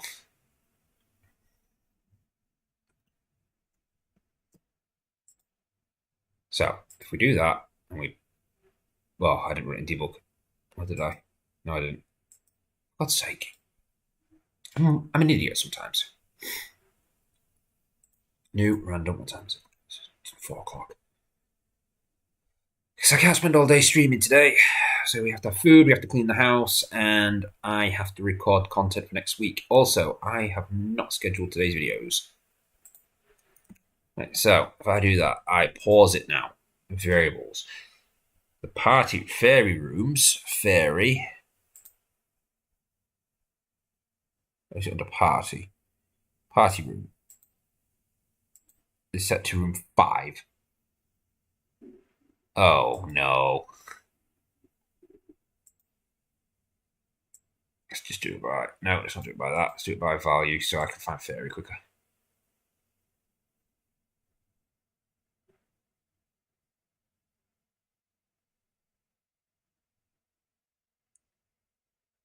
Did she not spawn?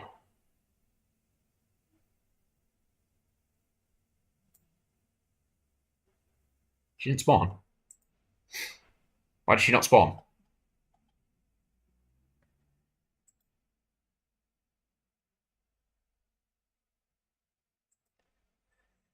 Alright.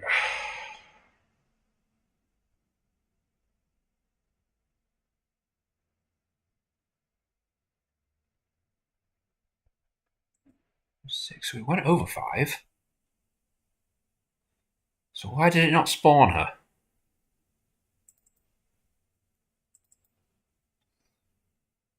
I should have done.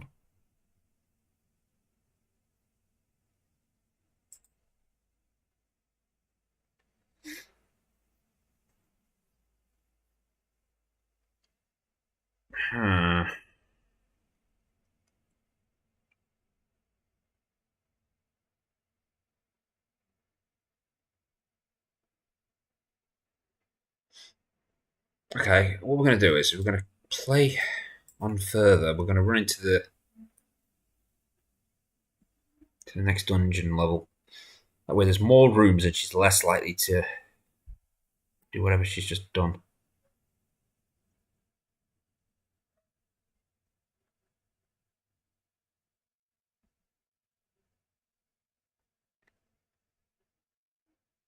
So it gives me an opportunity then for more fairies to spawn and for more rooms for them to spawn in. So hopefully it spawns her properly this time, because no fairy spawned. I don't think she spawned on the stairs. Pause. Okay, so fairy count is 2. You should have chosen rooms 6 and 7. So there should be 2 fairies. And we're on floor 3, so there's 9 rooms, so she shouldn't have spawned at the end. Still didn't spawn her.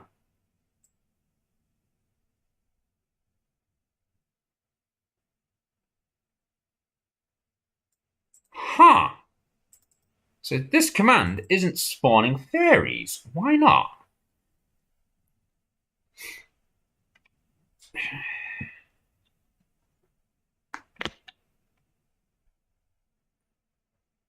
If it's in place upstairs.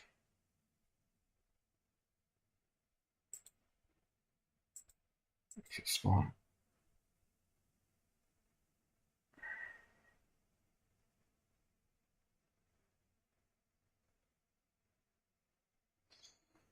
Why are you not spawning any fairies?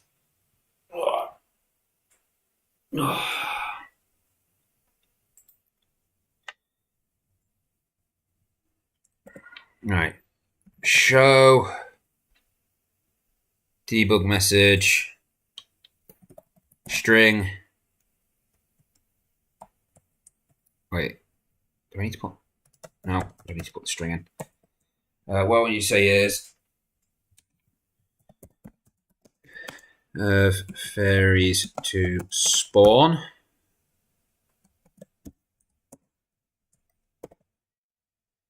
And yours should be, the variable should be this.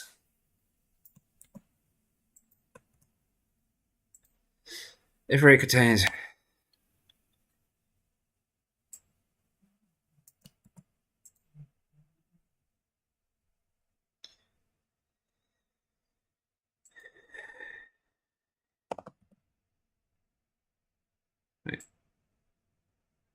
I should put space in there as well.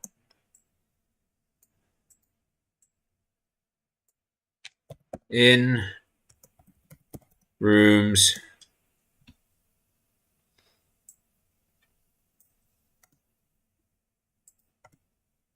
that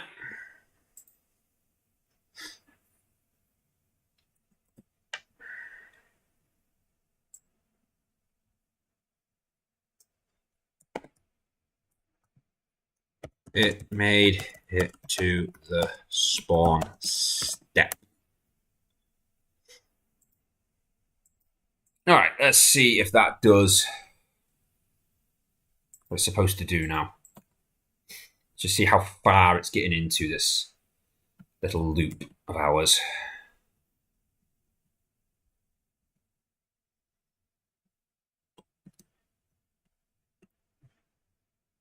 next. Okay, so let's see. The number of fairies to spawn. 1. In rooms 4. Pause event is registered for this frame.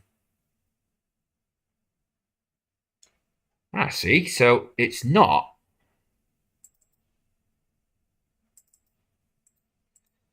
So it's seeing that the array length is longer.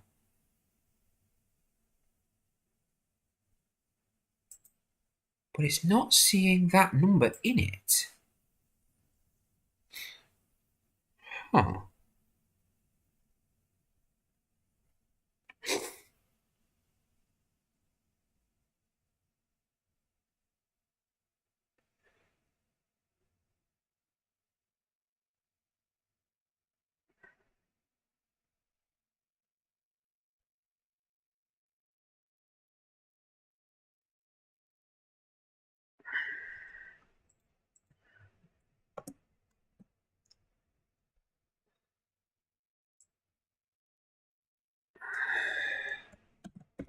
Spawning room. Global dots. Current room.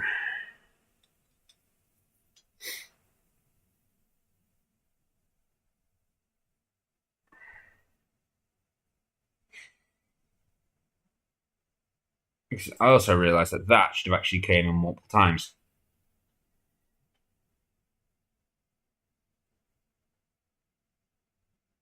Wait. Oh, it's only doing it if the room gets triggered. Wait. So it only does it if the room gets triggered? Oh, because I've not gone into the room yet. Oh. Don't want it that way, so that the... Yeah. Yeah. Makes sense, right? I understand. I understand what's going wrong now. The code's working fine. The problem is only activating room 1.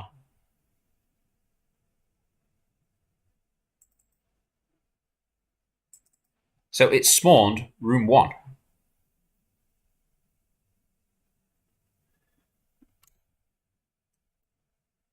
Wait, so... Oh, right, because it's not spawning out on the first run, is it?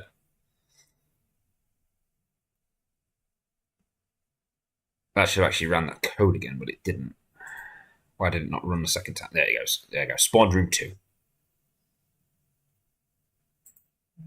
So I'll move that over slightly so we can read it as it comes up. Because now it should say spawn in room 1, and it should. Well, when we click next. There you go. Spawning room 1. Number of fairies spawned in room 2. It's not saying, hey, it's reached it because... Wait, what? Spawning room 6?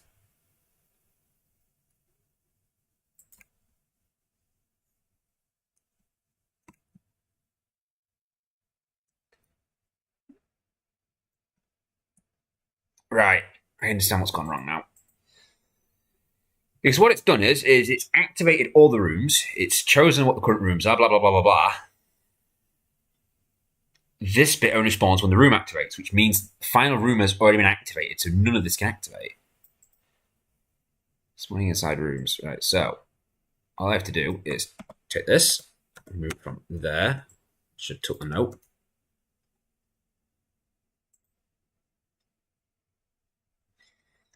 Because I need this to activate before the room becomes active. It needs to do it during the generation stage.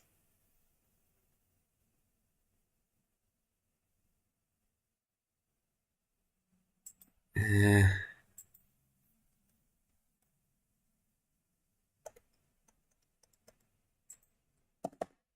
I need to put it here.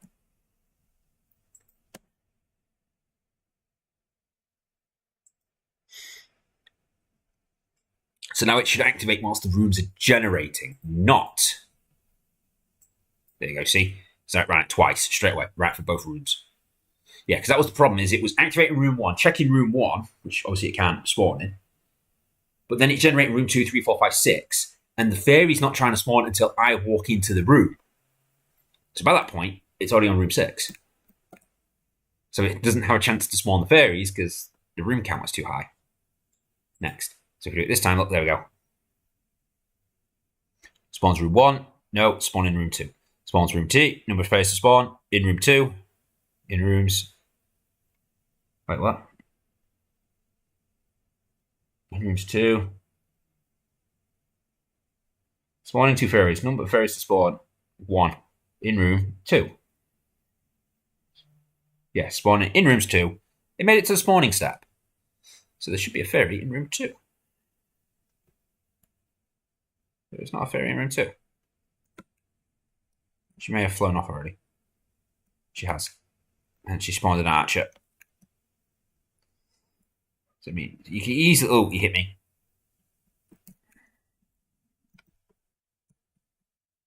You're breaking my armor, but you're not hurting me.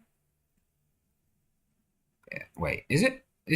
Are the arrows being destroyed by walls? Oh, fuck. My dodging ability failed me.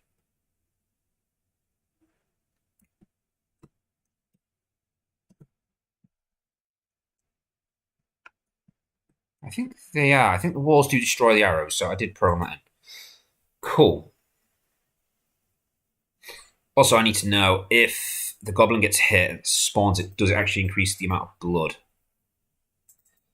Because there is now a chance for blood to spawn and mess up my thing.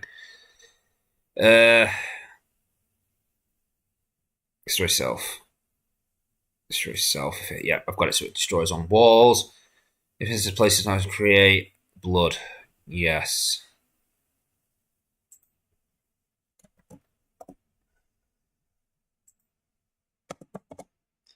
However, I also need you to global.blood spawned plus. Because you need to spawn more blood. I think you need to do the same.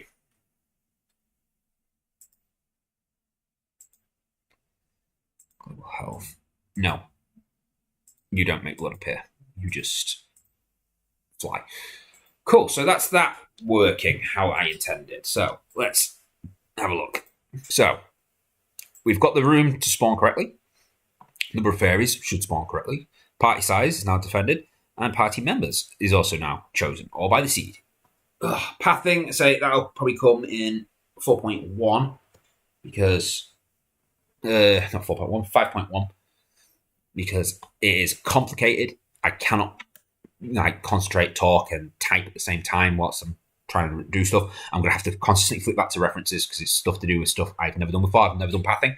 I don't really understand it. I may have to look at a tutorial or two to fully understand it. Defendable. No offense. Admittedly, I have programmed the shop already, so now he does go away when the party walks in the room. That is a thing.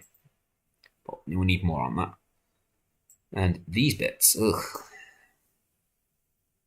I guess that can come in a later stage. I guess I can put the offense down here. Admittedly, though, the rogue does need a bit more of a stabby thing. So if you stay close to him whilst he's cooling down, he can still do stuff. We didn't get the new classes. We didn't get the bosses. A lot of this is going to be coming in, like to say, the little updates as we go. But anyway, guys, thank you all for joining me. We will continue to update this over the next week. I will be taking my laptop with me to my duties. And yeah, hopefully next weekend I should be back and we'll be working on dungeon complexity. And by this, I mean as in each room has a chance for multiple exits. And we're also going to be adding a designated room feature. By designated rooms, I'm referring to like a room might decide, I want to be a library. And if it's going to be a library, it's going to spawn bookcases everywhere. Or it might say, hey, I want to be a dining room. So at that point, it will spawn multiple dining tables with the chairs, but won't spawn any books. Or you could just get general room, where it could just be a bit of everything. Or maybe you get treasure room, odd chance, very small chance, 1% chance of treasure room, where it'll just spawn a lot of chests. I need to figure out how I can minimize that. It'll be some kind of calculation with the seed, and it needs to be 99, I guess. You know, if I make it 1%, just say it needs to be 99 when we mod 100 it, something like that. So that way, even if you put like a max seed, you're probably not going to get it. But then again, I don't want to be cruel because then if you put in like 0000, you're never going to see it because it's way too low. But, you know, I'll make it work. I'll figure it out. But yeah, that's mostly it. It's going to be dungeon complexity. I guess in a way we could also add bosses to that, maybe? But anyway, until then, guys,